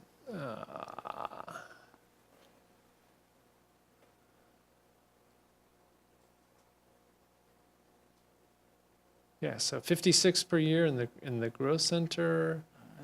Oh, that's nice. And look, they have a little picture that, shows So where the only big 12 house, per year the little outside. house. Perfect. That's great. Look at that. And they've kind of divided up into, that goes with our idea about the conservation district of the rural ag and then the hamlet thing. We could really So, yeah, adapt this. scoring function. Growth is competitive. Yeah. It must get at least 30 points to be considered for allocation. I gotta say, when we first started going down this path, I was starting to think of the prospect of legal challenges, but if this is already a precedent I and know. that's in place, I And, mean, why and, not? and, So and we this just is- stay in their shadow because they've already vetted all of the legal challenges. I mean, this is certainly better than what these other places were doing, where they just arbitrarily chose a number and said, too bad, you wait a year after that. And there's no selection. There's an incentive in this system. Well, and then this to could do really, good. we could adapt this into, I know we're not talking about the housing quite yet, but we have been talking about trying to focus the growth that does occur in the rural areas a bit more purposefully and deliberately, and this could support that as well.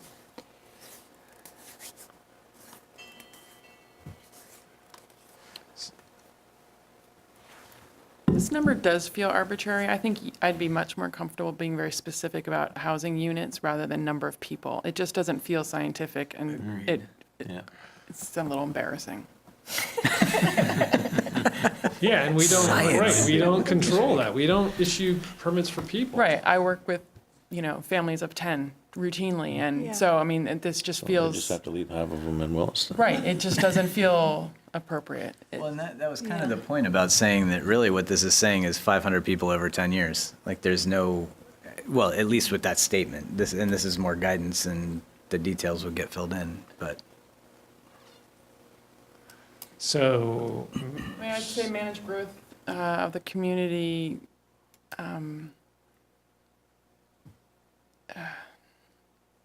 in a manner that, housing development appropriately accommodates. I mean, it just, do you want to take it out and just deal with it in housing? yeah, I would, but. Well, and again, I mean, the questions start flying all over what constitutes a dwelling unit? I mean. Well, then I think you can be very specific about growth areas and what kind of units you're hoping for. I mean, these are goals, right? These are not, But it looked like, And they get into it the looked like the Williston plan addressed that somewhere. dwelling unit equivalents. Yeah. Yeah, yeah. But really what they start out with is an overall picture of how they'd like to shape the growth, where they would like the growth to go. And it's keyed to a map, That's what we need. That's what I've been, my super roundabout way, trying to say. That's what I think makes sense for us. And I think it's wonderfully convenient that they've already put all this time and effort into it, and we can Well, just, and I'm thinking it's too bad that Mary Ann's not paste. here, because as a resident of Williston and as a former select board member, she may have had she would have taken off her minute taker hat and given you a little spiel. But yes, I think it's well regarded. It's, is it effective? Do they find it I effective? I think that they would, the staff at least would characterize it as effective. Yeah, Great. I think so. Is that something new, though, that they've done just recently, or is it? It's been in effect for a while. No, it's not recent. Yeah. When by that I mean several years, or I think it's emerged and has been refined. There was something that goes back many years. It was an earlier form of this. So people are supporting this idea. People are supporting the idea of focusing on units more than people, I guess I'm coming back to this question, that since we're talking about the growth section, which as I had said a while ago, the reason why it's in here is because it's been carried over from earlier versions of the plan going back to the late 80s or early 90s. It's not a requirement, so Which part, the housing? this particular Oh. language here, Oh, right. where's, I mean, Yeah, I think Susanna, I'm with you. The idea of controlling by people per year, it almost makes sense just to remove that altogether and focus on dwellings. At the same time, if the RPC is tracking, well, yeah, I mean, does it really matter? Especially if we get into situations where we're talking about capacities and triggers. Let supply and demand drive growth and provide the framework. Well, I think you can reference people here if you want to, because it's a little different than housing, but you could just say, our historic growth rate has been this, RPC projects, our growth rate has been X, RPC projects Y.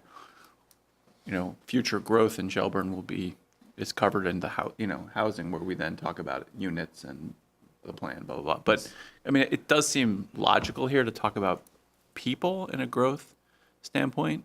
But you don't have to have any goals, any objective, just saying, It's more of a statement. yeah, this is kind of what's happened. This is what people have told us we should project. We are going to deal with that future growth by managing housing development. So, and then reference the housing section. And you can develop in the rural area, but if you do so, there are all these extra Right. things that you have to do. We don't make it Well, I think two easy things you limit. for them to do. You have a limited number of slots to develop there, and Yeah. in order to develop there, you have to score well. Yeah, I mean, those two things they do are I really Great. like that. Yeah. yeah. so does this boil down to the idea that we could Well, I leave? need to take another pass through housing, obviously. How much more does this have to change? I mean, it seems like we're spinning our wheels here. If I'm going to be taking another pass through housing, should I just take over for our now soon-to-be, I guess, quitting? He's retired. Retired. He's Good in term. the, Yeah. he's in the done. Hall of Fame. Or retire, and then that way both sections need to obviously be internally consistent with each other, so I'm happy to do that. Fantastic. That would be great. Thank you, Andrew. But what I was hearing, just so that I'm making sure I'm hearing correctly, well, I'll leave it to Andrew in good hands. Well, I think we'll control for it with the housing and units, but here, just make some sort of oblique reference to the fact of our historic growth rate and what we think is Yeah, projected. I mean, that's where I was going is Yeah. that it seemed like the group is at a point where you could get ready to just delete everything that's there, and the previous paragraph, maybe you can remove the tail end of it, but you're observing about what the historic rate of growth has been, but it's not a goal. Right. Yeah. Okay, I am hearing you correctly. Yeah, I don't think we want to have a goal on Yeah, population growth. We want to have goals around we're development, the type of development we want. Yeah, we're going to actively manage it. We just observed it passively in the past, and now it's a new era. I like So anything I typed earlier today, I'm going to take out, just so that, okay, cool.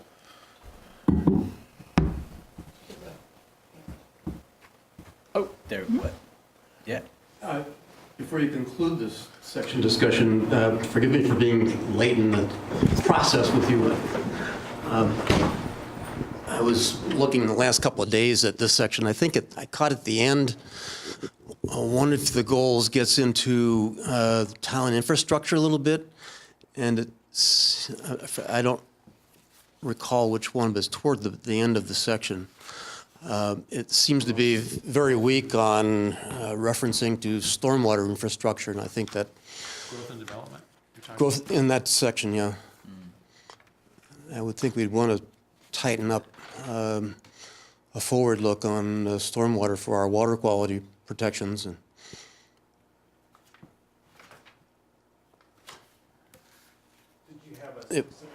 it's like a goal section toward the very end. Yeah, that was the goal that you had up, because objective number 2 got into infrastructure expansions.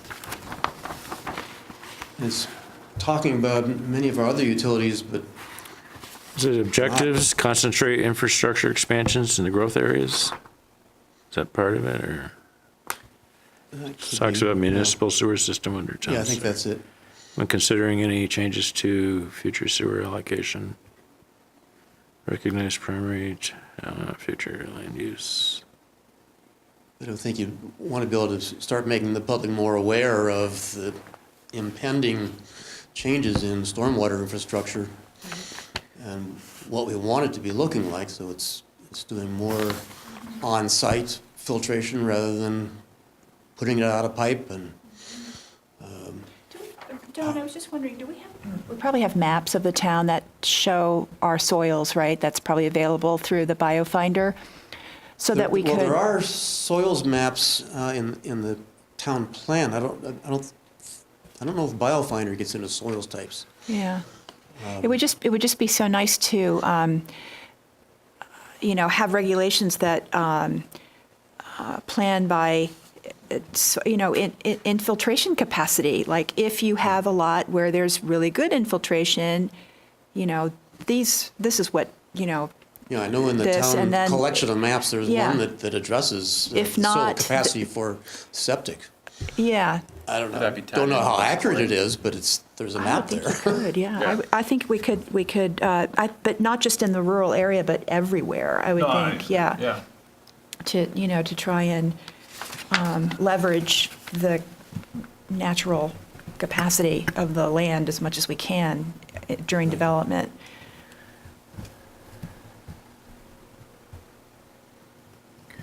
And if stormwater utilities infrastructure is a limiting factor also, Yeah. then there may be some language you'd want to develop here relative to that. Yeah, I mean, one of the things that I think I hear you saying, Don, is the idea of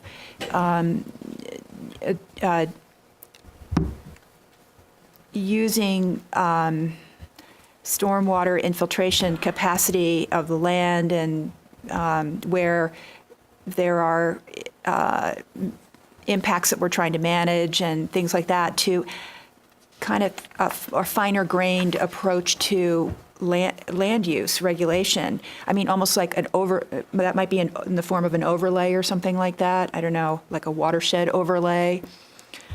I'm not sure what the tools would be, but the idea would be to, we sort of treat all land as if it has the same capacities for stormwater right now, right, where we have been, and that's not true. So how do we modify that? So anyway, it's just, I think it probably should be brought up in the growth and development section as a factor that influences our decision-making about why we want to guide growth in certain areas. But happily, it sounds like Williston has done all of that already. So, I think the first step would be to just see what they did, and maybe it's as simple as a universal cut and replace kind of thing for starters. I'm still not sure, Don, where it is that you used. Yeah, I didn't have enough time to really, Maybe it should be in objectives and probably, Well, I think in general, it's under that last goal, where really just to be. What page? It's on page 43. Yeah, and just to bolster language around the concept of stormwater and make sure that those considerations are taken. right, and it's not necessarily related to property development, because there's roads, stormwater that needs to be dealt with by the town, so that might slow a development if you're waiting for the town's road stormwater processing to be accomplished. Well, I think the language would go along the lines of triggers and capacities and that sort of thing. There would just need to be a note that, as we heard on town meeting day, that, and we know that there are plans to eventually try and get a stormwater utility, and we know that there's going to be big expense around it. So that would just be another one of those capacity type triggers that should be considered.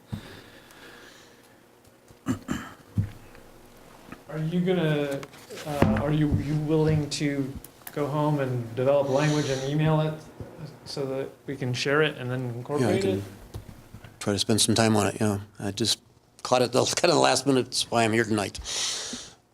Yeah, thanks for that. Okay. So I'll pass my thoughts to Andrew.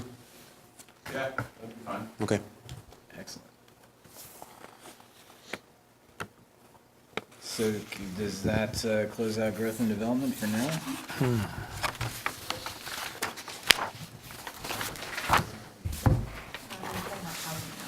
Yeah, thank you, Don.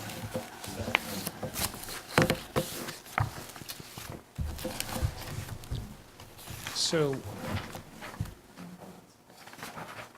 as far, if we are moving on to housing, the packets didn't include the material because they hadn't changed since the previous time that I had included. I've got it up on the screen, but perhaps as important, I have received comments from the Housing Subcommittee and can make paper copies of those. And I don't know how you want to address those. Their chair, Ron Bouchard, who could not be here tonight, floated the idea that if the Planning Commission wanted the Housing Subcommittee to essentially take ownership over the housing section, they're willing to do it. He's not saying that they feel like they must, but he just wanted it to be understood that they're willing to put in time on it. The specific ideas that were included in their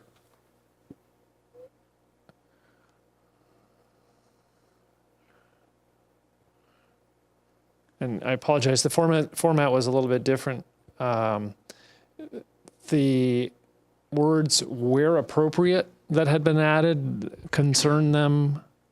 They would like to see those removed, and there are, I think, a couple of instances of that.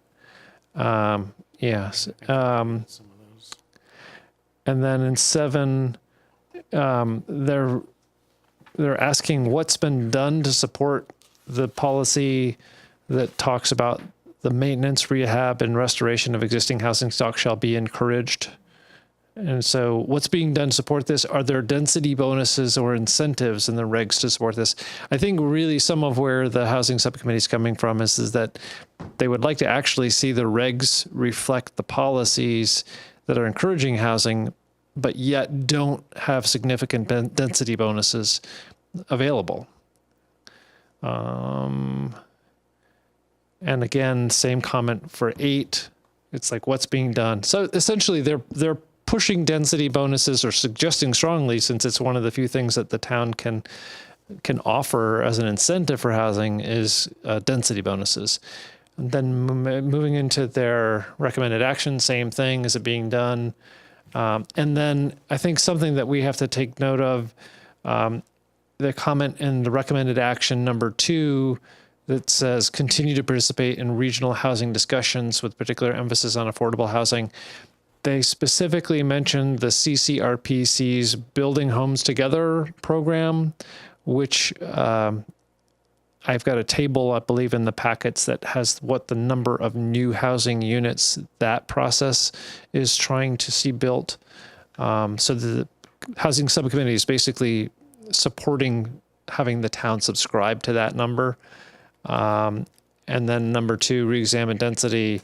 If this is not seriously being done, we will end up with development exactly where we do not want it, in the rural zone. So they really are pushing hard on this idea that if we don't want development in the rural zone and we want to encourage housing, the key aspect of that is increasing density. How does that work? That we recommend that in the plan gets approved, pushing that, then the regulate, or we in parallel are adding that to Well, zoning regs and then I think, warning a meeting on that? And I don't think that you want to try to juggle both because they'll be on different tracks. But I think it's maybe in the reorganization process, move certain things up, make sure that density is the first one. These are just initial ideas. But I'm not at the point where I'm recommending that you propose a series of amendments at the same time you try to adopt the plan.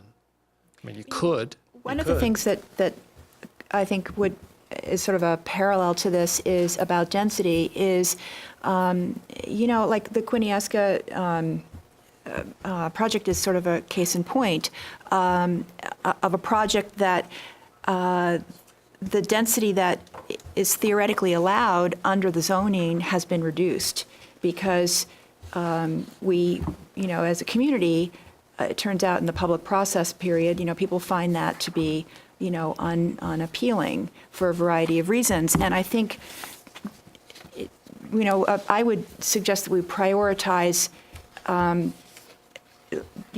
deepening our understanding of why that is the case, what's going on there and what we can do about it. And I think that if we can provide proactively, it's planning, right? Show some examples of what the development could look like in certain situations. It might have a chance of being more widely and better received. So I'm not quite sure what you're saying, that the number should have been higher for Quiniesca, or? Well, yeah, I don't necessarily, I don't care about Quiniesca one way or the other personally, but I'm just noting that that was the thing that has been reduced is the density, which I personally don't think is going to have much of an impact on how that You mean in development. DRB where it was reduced? Yeah, When the how application- that's going to have much of a material impact on how the development sort of impacts this community. But it just seems that if that is the case, then it seems like it's kind of a missed opportunity to not actually have all of that density if the impact is going to be the same regardless, because, that's whatever it was, 15 houses or something like that, that now are going to go somewhere else, and that could potentially be in the rural area. So I'm just saying we have to be careful in how we craft regulations to not accidentally incentivize the thing that we don't want to have, the outcome that we don't want to have. Well, and I think that the message that the Housing Subcommittee is communicating is that people shouldn't, don't be afraid of density, don't have the policies discourage it, in fact, have them really encourage it. Yes, but I guess what I'm saying is that the other part that we got to do a bit of a sales job on convincing people that this is not something that is going to result in adverse impacts, because there's a reluctance. We can say that we allow all this density, but if it's not accepted by the people who are going to be living with it, it's not ever going to be achieved. You see what I'm saying? So Yeah. there's that part of it too. I think, though, what happened with the Quiniesca project was that they tried to help it meld in with the existing development, and they also tried to maintain some of the tree corridors that we're encouraging. So they tried to meet the open space requirement. I think that's why the density is a little less more than, I don't think it was a thing about reducing density in particular, but I think they were answering, people that were in the hearing asking for protections. I think that's how that went down. More than, I don't think it was really about the density so much.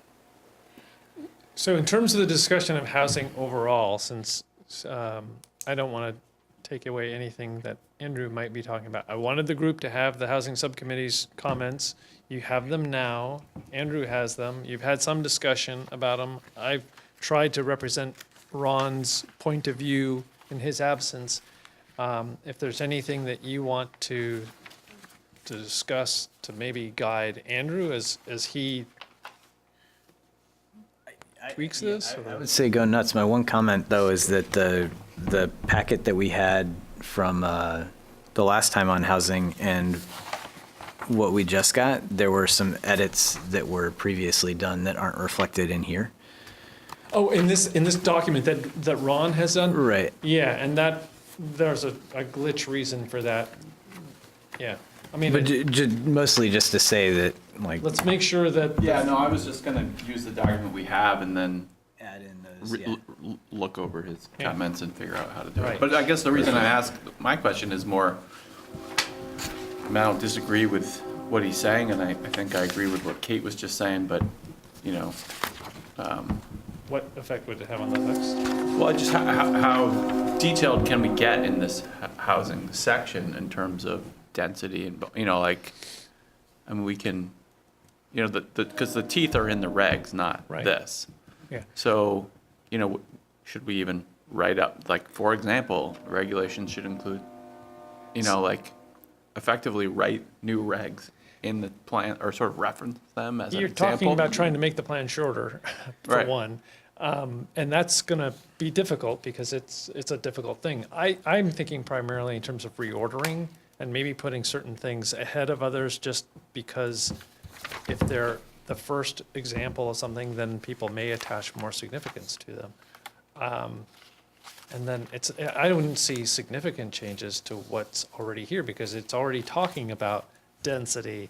I think really what they're trying to do is say, mean it this time, but you do mean it. Right, but that's what my point is, we can talk a big game in the town plan, do nothing in the regulations, and it doesn't mean anything. So That's why we have. how to- prescriptive should we be in the plan to what we want the regulations to We look have to like? step from the plan as soon as we're done with it and go into the regs and make the changes. Is the regs, or where Zoning. would incentives take place? How would that be What are inserted? the forms of the incentives? Yeah, how does that actually happen? How does I that mean, play out? there aren't a lot of mechanisms that the town has. It's density and it's applying for state or federal funding and bringing outside dollars to help underwrite the cost of affordable housing. Density itself can be an incentive. I mean, that's Right. more units on, effectively reducing the cost of land is what you're doing by allowing higher density. And that's the big bat that you have. If we had a building code, well, then maybe relaxing building code. There aren't a lot of other mechanisms. I was just curious how. Yeah, I mean, I like we- the call to action here, but I was just curious about how. Yeah, I mean, and I think that's one of the reasons why they're beating the drum, density. And it's, I think they're looking at it in terms of density bonuses because they recognize that to simply increase the allowable density across a district is politically more difficult and may prevent it from happening. So if you put it in the form of a density bonus that's available to developers who are creating housing projects that have a high percentage of affordable units, well then it's not going to mean the entire district is going to see that density. It's going to mean that it'll happen in select areas where someone is doing an affordable housing project. Right. Well, as far as that goes, and I think with what you were looking at aligning between housing and the growth and development section, that would be big movement. And if you are incorporating some of the ideas from the Housing Subcommittee and have a draft together, that can certainly facilitate discussion the next iteration. And That's fair. to put a little bit more of a point on it, as far as what could the town do, it could avoid a situation where, let's say someone who wants to do an affordable housing project comes into the DRB and is proposing a project, and they see supportive regulations that allow density bonus, but then there's also language that says, but the rate of growth, the number of housing units is restricted to, and that leads to people standing up in meetings and saying, this is too big for our town, or this is going to change our town too much. So looking at policies even that people will use as a stick in a review process is something you want to think about, taking those out. I think that by removing the Specific population. About number of units in a particular part of town.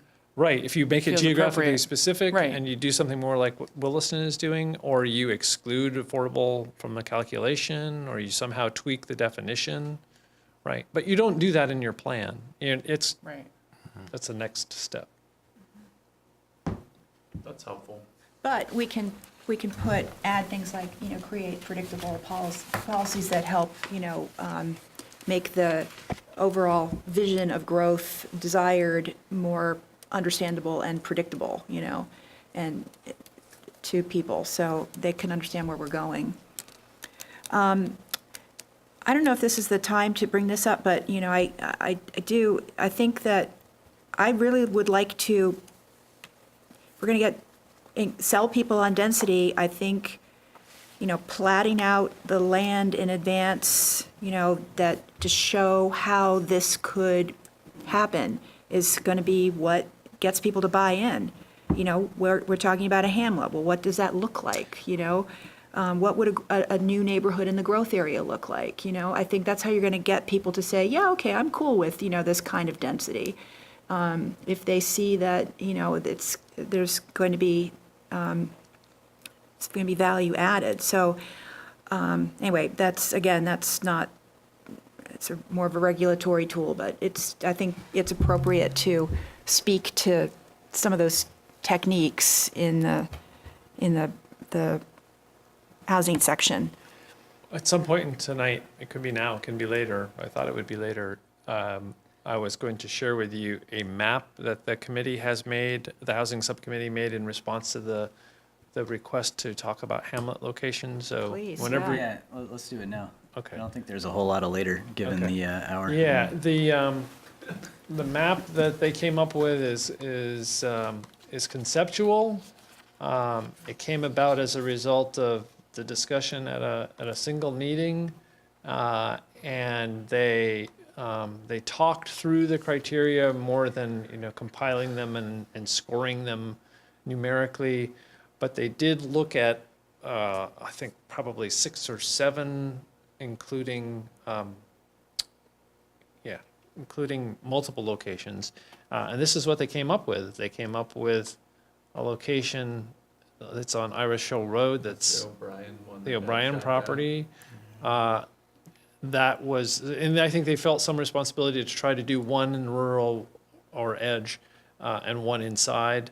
I think they also felt like the hamlet concept really is more viable as when it represents an expansion of existing village areas, which is why you didn't end up with one, up here or something like that.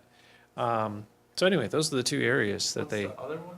This is the southwest corner at the top of the hill, and it's property owned by Meach Cove Trust.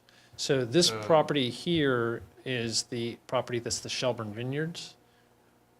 So it'd be something that wraps around Shelburne Vineyards and, goes down as far south as French Village, so-called. Did they mention the other sites that they had considered, or Did they mention this? the sites that they had considered that they didn't? This is the product forward? of their work. I didn't, I'm not sure if the minutes list them all out, but I know I was just that- curious where else they looked. Well, and this is also the tricky part, because for anybody who, no matter how you present this data, for anybody who lives right in that area, the immediate reaction is going to be to get defensive and say, well, no, we don't want this. So kind of to Kate's point of being able to provide an educational process to start with saying, okay, let's have an artist's rendering of what the rural district would look like if you put a house on every 5-acre plot of developable land. Just even doesn't have to be super accurate, but That's not an accurate portrayal, because if it were to go on the O'Brien property, it's already controlled because it has to be a PUD. So you're not going to be looking at 5-acre lots per se. You'd have to show both sides of the. so there would be various categories then. Ultimately, the idea for a hamlet coming together, it sounds, I think that's a good point they make, that it would logically be an extension of a current development, or it would have to start with someone or group of someones who have a chunk of land that then they could implement the hamlet concept on it. Because the whole idea behind the hamlet wouldn't be that you'd take 20 acres and build 15 of it. Like you'd have a lot of that space, most of that space would be open and the development would be concentrated. The whole thought of the hamlet was to reduce development in the rural district. This is not going to reduce that you're building in the rural district. And you're not going to, a developer is not going to buy lots on Dorset Street or Spear Street or Pond Road, because those lots are worth $150,000 to $175,000. But on a small parcel like that, where they're crammed in, that unit is, you've got to build it on a $75,000, $95,000 lot. So they're not going to be able to go out and buy, so it's not going to reduce the impact in the rural district. It's just going to fill another area in the rural area, and I really think that, as opposed to a hamlet, I don't remember what they said. I think it was 26 or 28 houses they'd calculated out. And that's how we usually figure out what you can do, is you figure out how many 5-acre lots you can do with the engineering and everything. And then they do a PUD. And You're wondering what the number was prepared for the O'Brien property? yeah, I think it was 26 Well, or that was what they could do at roughly 5 Just- acres. with this developed, existing, yeah. right. So then you take that 26 or 28 and you create 2 small hamlets and let them put the rest of it into conservation and build 2 little areas with sewer and water. And on 1 acre or 3/4 acre lots. But I think the original, when they were trying to put their big plan in, it was 140 units or something. You're looking at traffic, stormwater. It's too far, it's not walkable to the village. There's a whole number of reasons why not to go there with Well, a hamlet is something that is small. I mean, it's a small neighborhood. I mean, it's the point of this was to recognize that there are people who want to live in the rural area. I mean, and so how can that happen in a way that's a bit more sustainable in terms of, protecting our scenic resources and our environmental resources and the character that really is at potentially at risk. What if you move that north to that big block? You're talking about Webster property. moving this to this? Moving that up to the Websters, where there is a large land mass. It's in the sewer district already, it's undeveloped, and they actually want to do something with small houses. It just seems to make so much more sense. Again, I don't know that this is suggesting that this is where they would be. This is like potential locations. So there may be there could be a multitude of reasons why either one of those locations would not work. And I applaud the housing committee for venturing in this, and I understood the hesitations going into it. But I think we need to start somewhere with examples of what could happen. And then, to your point, let's start identifying, well, why it wouldn't work, why it could work, and then whittle down to what might be a workable solution. I kind of like the one that they did put it in the sewer district. Because it's already got a It's link already in. there. Well, the sewer district, it wouldn't be a hamlet. It would be something with a higher density, because that makes sense. But if here, that is a rural area, so the rural densities would have a rural look to it. That would be the idea. But I think Dick's point is that because there would be a little overlap with the sewer district, there would be an opportunity to be able to extend sewer into that area for that purpose. Which one? Sure. The one on the right. I don't know. Are you saying that, Dick? Is that what I'm you only were? saying that if they stick with what it's zoned for now. If they would build 28 houses and put them in clusters, 2 clusters or whatever, and put the rest of the land into conservation, I could see allowing sewer to go in there. It's a huge benefit to the developer. And it lets us, maintain what we planned on. That's what planning is really all about. And It there's- keeps it semi-rural. You could put 2 clusters. You could put one in the north corner along Falls Road, and you could come down around the corner on the right and go in there, and I don't know what you take, a 4-inch force main for septic or something. You could put 12 or 14 in each location, limit them in size, and I think you pick up I would mostly say that these are good points that require a bit more discussion. So, yeah, we spent a lot of time on some of the earlier items, so maybe, I don't recall what the schedule looks like off the top of my head, or where housing would crop up next. It's,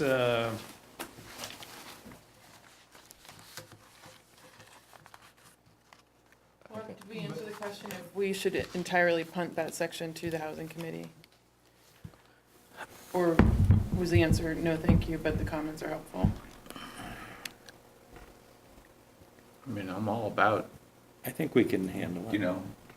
outsourcing to those who have more expertise, but, Or even, well, it doesn't seem like their comments or their changes are really radical. I mean, they're basically just saying, so I'm okay keeping it and just Great. incorporating. But what you were looking to do is to kind of merge the concepts and make sure there's consistency between the two sections. So I think Right. it's perfectly reasonable to do that and then be able to give that to the Housing Committee for any additional modifications.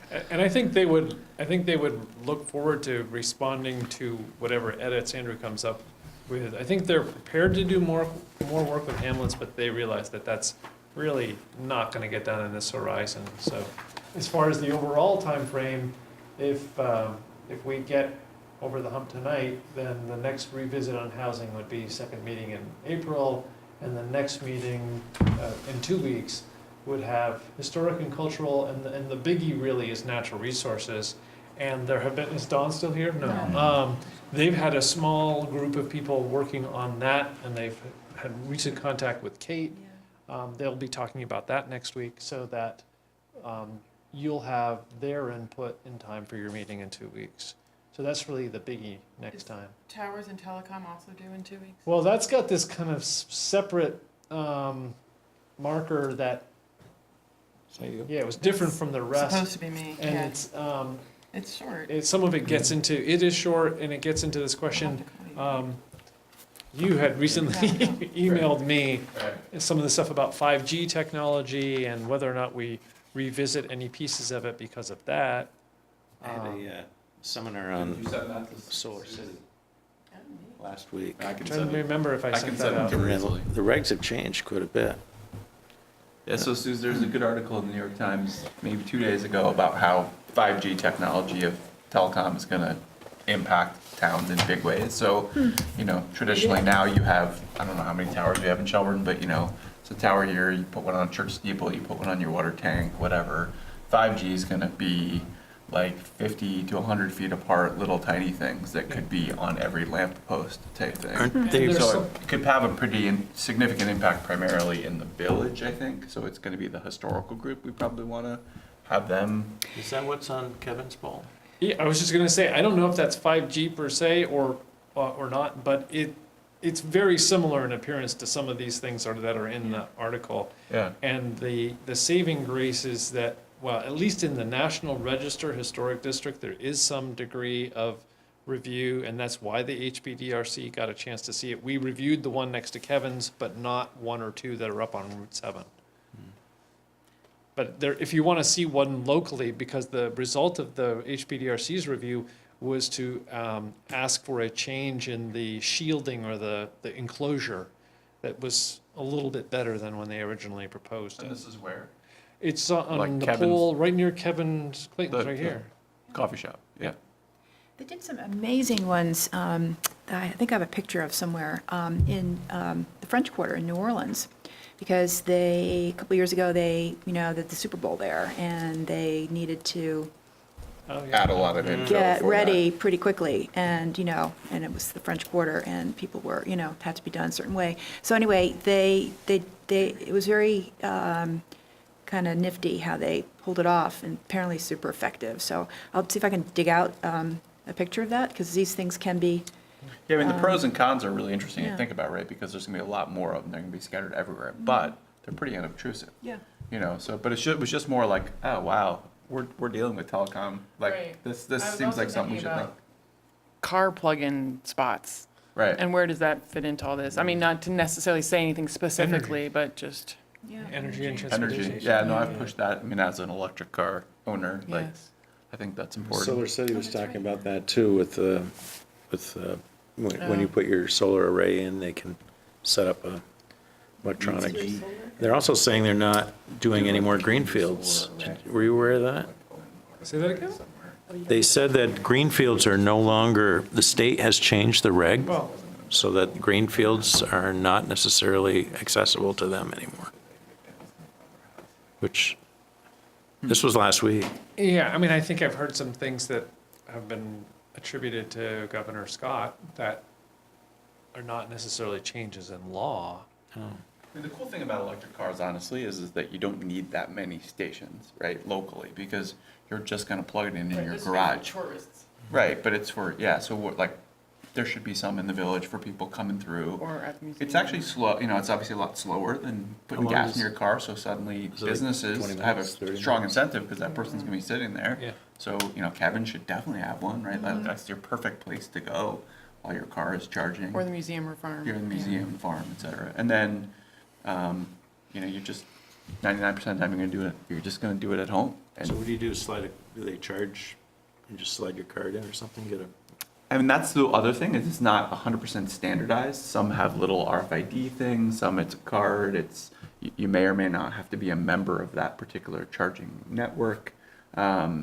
Tesla will we have a charger in our garage that's made by Tesla. It's a level 2 charger. They'll give those away, including some other ones, to a lot of businesses. And, if the business is willing to basically pay for the electricity. So, Tesla gives you the charger, you provide, so Kevin could have a free charger there, but, Tesla, maybe have a requirement, you have to come in and order a cup of coffee. Tesla gave Green Mountain Power like 2,000 batteries or something. They were Mine are supposed to do going it. in next week, yeah. Well, they just said that they've replaced them. So the batteries that they had, the initial ones are no longer going to be used. Yeah, there's. They've upgraded already. Yeah, it's like Powerwall 2, so they've got so we're getting 2 put in. I walked around with a guy yesterday morning, site visit, and they're going in our house to back up the house. And again, it's a very cool win-win-win that, I don't know how much we could send people to do it, but we have a backup for our house. Green Mountain Power has a way to go then suck power from my house instead of buying it on the spot market from Ohio where it's coal powered or Right, nuclear or right. something. That's the thing they talked And about. it's just yeah. cool redundancy. I mean, pretty soon they'll be doing it with all these cars. So if you have an electric car plugged in your garage, that's a battery, really. Yeah. And you just could suck a little bit from there too. Speaking This of is energy. we need to segue onto the next thing. Excuse me, can I ask something? Sure. It's Hope Johnson. Hi. I'm in the wild west of Shelburne, actually. This is one of my Oh, neighbors. you get something to say about Are you still on item 7, or did you get into 8? But I couldn't No, tell. we were actually Okay. on 7. We were talking about the Housing Subcommittee and. Okay, that's what I was Transition into here to energy. talk about. Can you hear me? It's for the cameras. Oh, No. what? Oh, am I okay? The microphone All is right. just. Well, I get closer, it doesn't really matter. Oh, so Treebeard, no, he's home, but I don't think he would like that whole Quiniosca discussion going on there because we are losing tree canopy rapidly in Shelburne, but that's not under the Tree Advisory Committee's purview, so he's going to have to live with it. Actually, I bumped into Kate at the polls and got to talking. And there's a gentleman at one of my job sites who is on a committee in South Burlington. Now, Dean, I don't know if you're aware of this, but they have an affordable housing committee, which is kind of interesting. And they came out with a final report. I think it's dated April 24th, 2013, and it's called The Path to Affordability. And if you like maps, oh boy, check it out. I'm sure you could probably call us up now if you want to online. But I talked to him a little bit because he works with People's Bank, and he's on a housing trust fund committee that they have in that town. So, or I guess it's a city, right? Is it a city something? So I thought, I was hoping that Ron was going to be here because I wanted to talk to him about this, but that's all right. And I guess I could have just emailed the information to you folks, but I thought they did an amazing job with the whole affordability issue. And of course, that density issue really is the crux. And what I've always found interesting about, it's almost like you have this, I don't know if it's catch-22 or what, but if a developer comes and wants to do this multiple unit dwelling, all right, and then they're restricted and they have to lower the number of units, then obviously the price for those units is going to be higher, all right, the purchase price, than it would if they had, I think. Now, this is sort of my, simple mind, because I'm not a developer and I don't sell real estate. But it seems that, people don't want the heavy traffic. They don't want this big population, and yet you want to grow your grand list. You want young families to be able to move into Shelburne and afford to live here with a starter home, but it's not happening. I mean, we know this.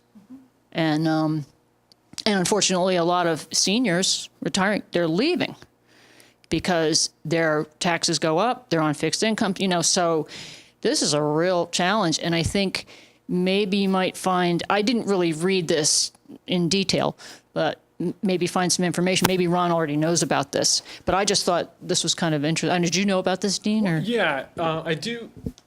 Well, I've got one. Oh, it's right here. No, you can keep it. Hold on. There was a housing workshop that was sponsored by the Regional Planning Commission and a couple of other organizations that was held about a month ago.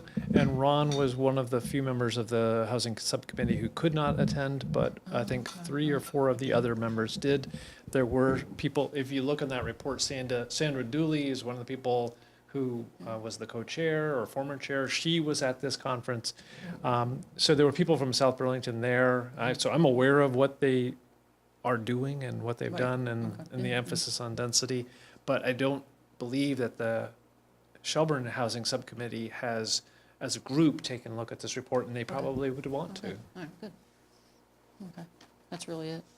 And I'm all for hamlets. No. Yeah, good feedback. Thank you. Yes, okay. That's good. All right, so should we move on? Early in the meeting, we moved the approval of the minutes to later in the meeting. So I can be here to Yeah. approve. There you go. Looking out for you. So moved. All right, so moved by Dick. Do we have a second? Seconded by Susanna. All right, discussion? Page 2, first paragraph, or first full paragraph, says the DRB will further discuss the suggestion in the next meeting. Are they?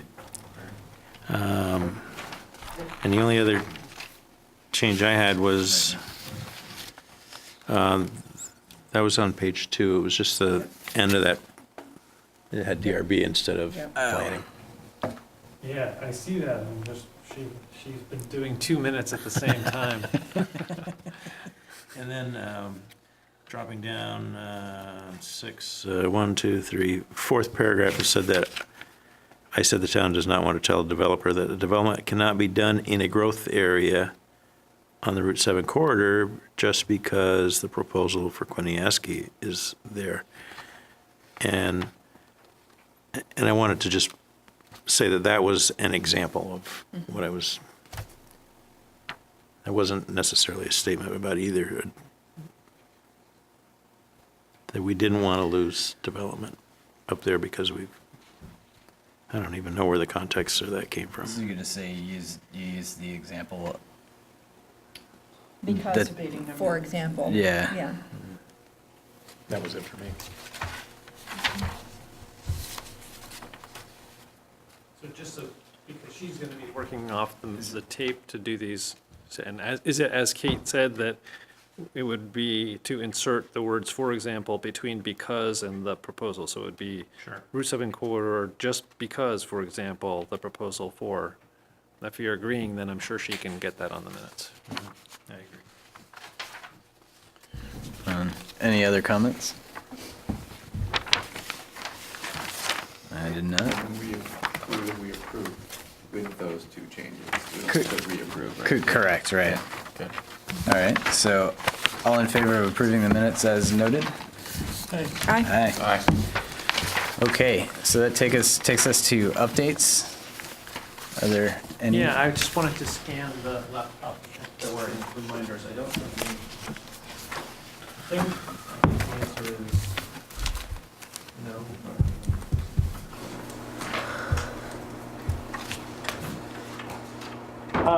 So in terms of the plan, I just wanted to let people know that I have had and continue to have some back and forth with Maya Smith, the graphic designer. So I'm hoping to look at the budget and see whether or not we can do some pieces of the design work using funds that are in this year and then funds in next year. Just want to remind people that she'd had that presentation and may come back to you with a more specific proposal. We already talked about the Hamlet maps. Those were the two things.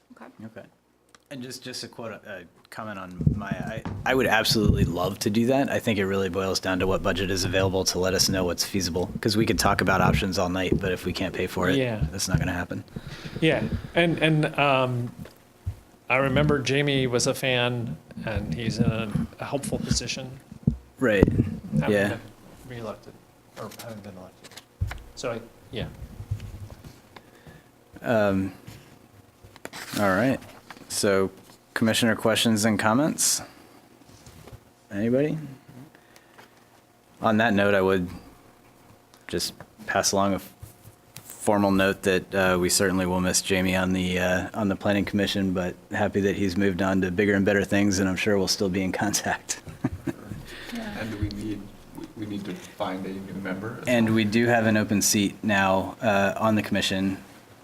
So if there are any ideas, and I think you and Joe were chatting about posting that, I'm trying to chat with him.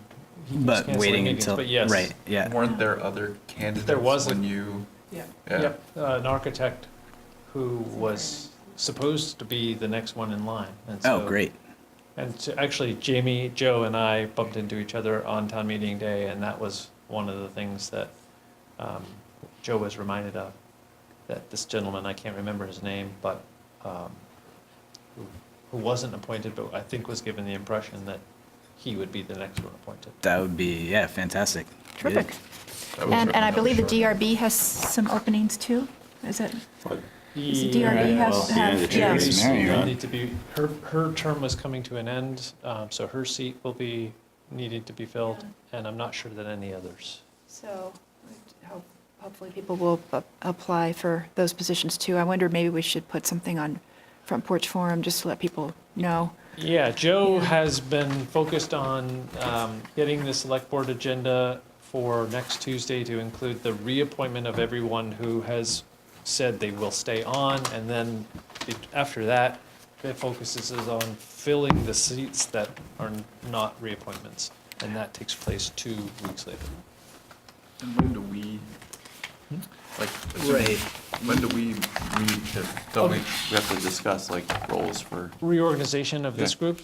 The rules of procedure say that it happens between March and May, and so there's a little bit of Some wiggle room? right, and it could be the sort of thing where you just go ahead and schedule it, or if there's a new member, you wait until they're on board, and then they get to take part in it. But it would be one of the next couple of meetings. Okay.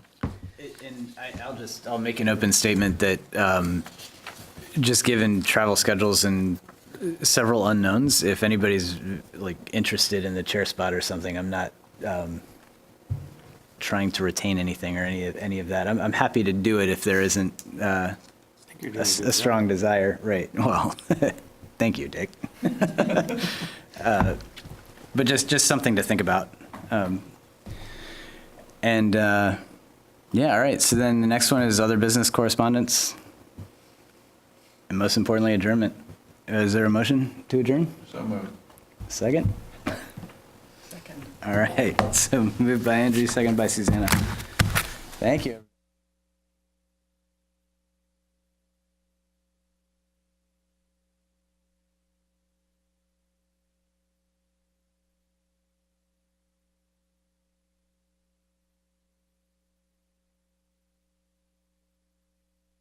Thank you.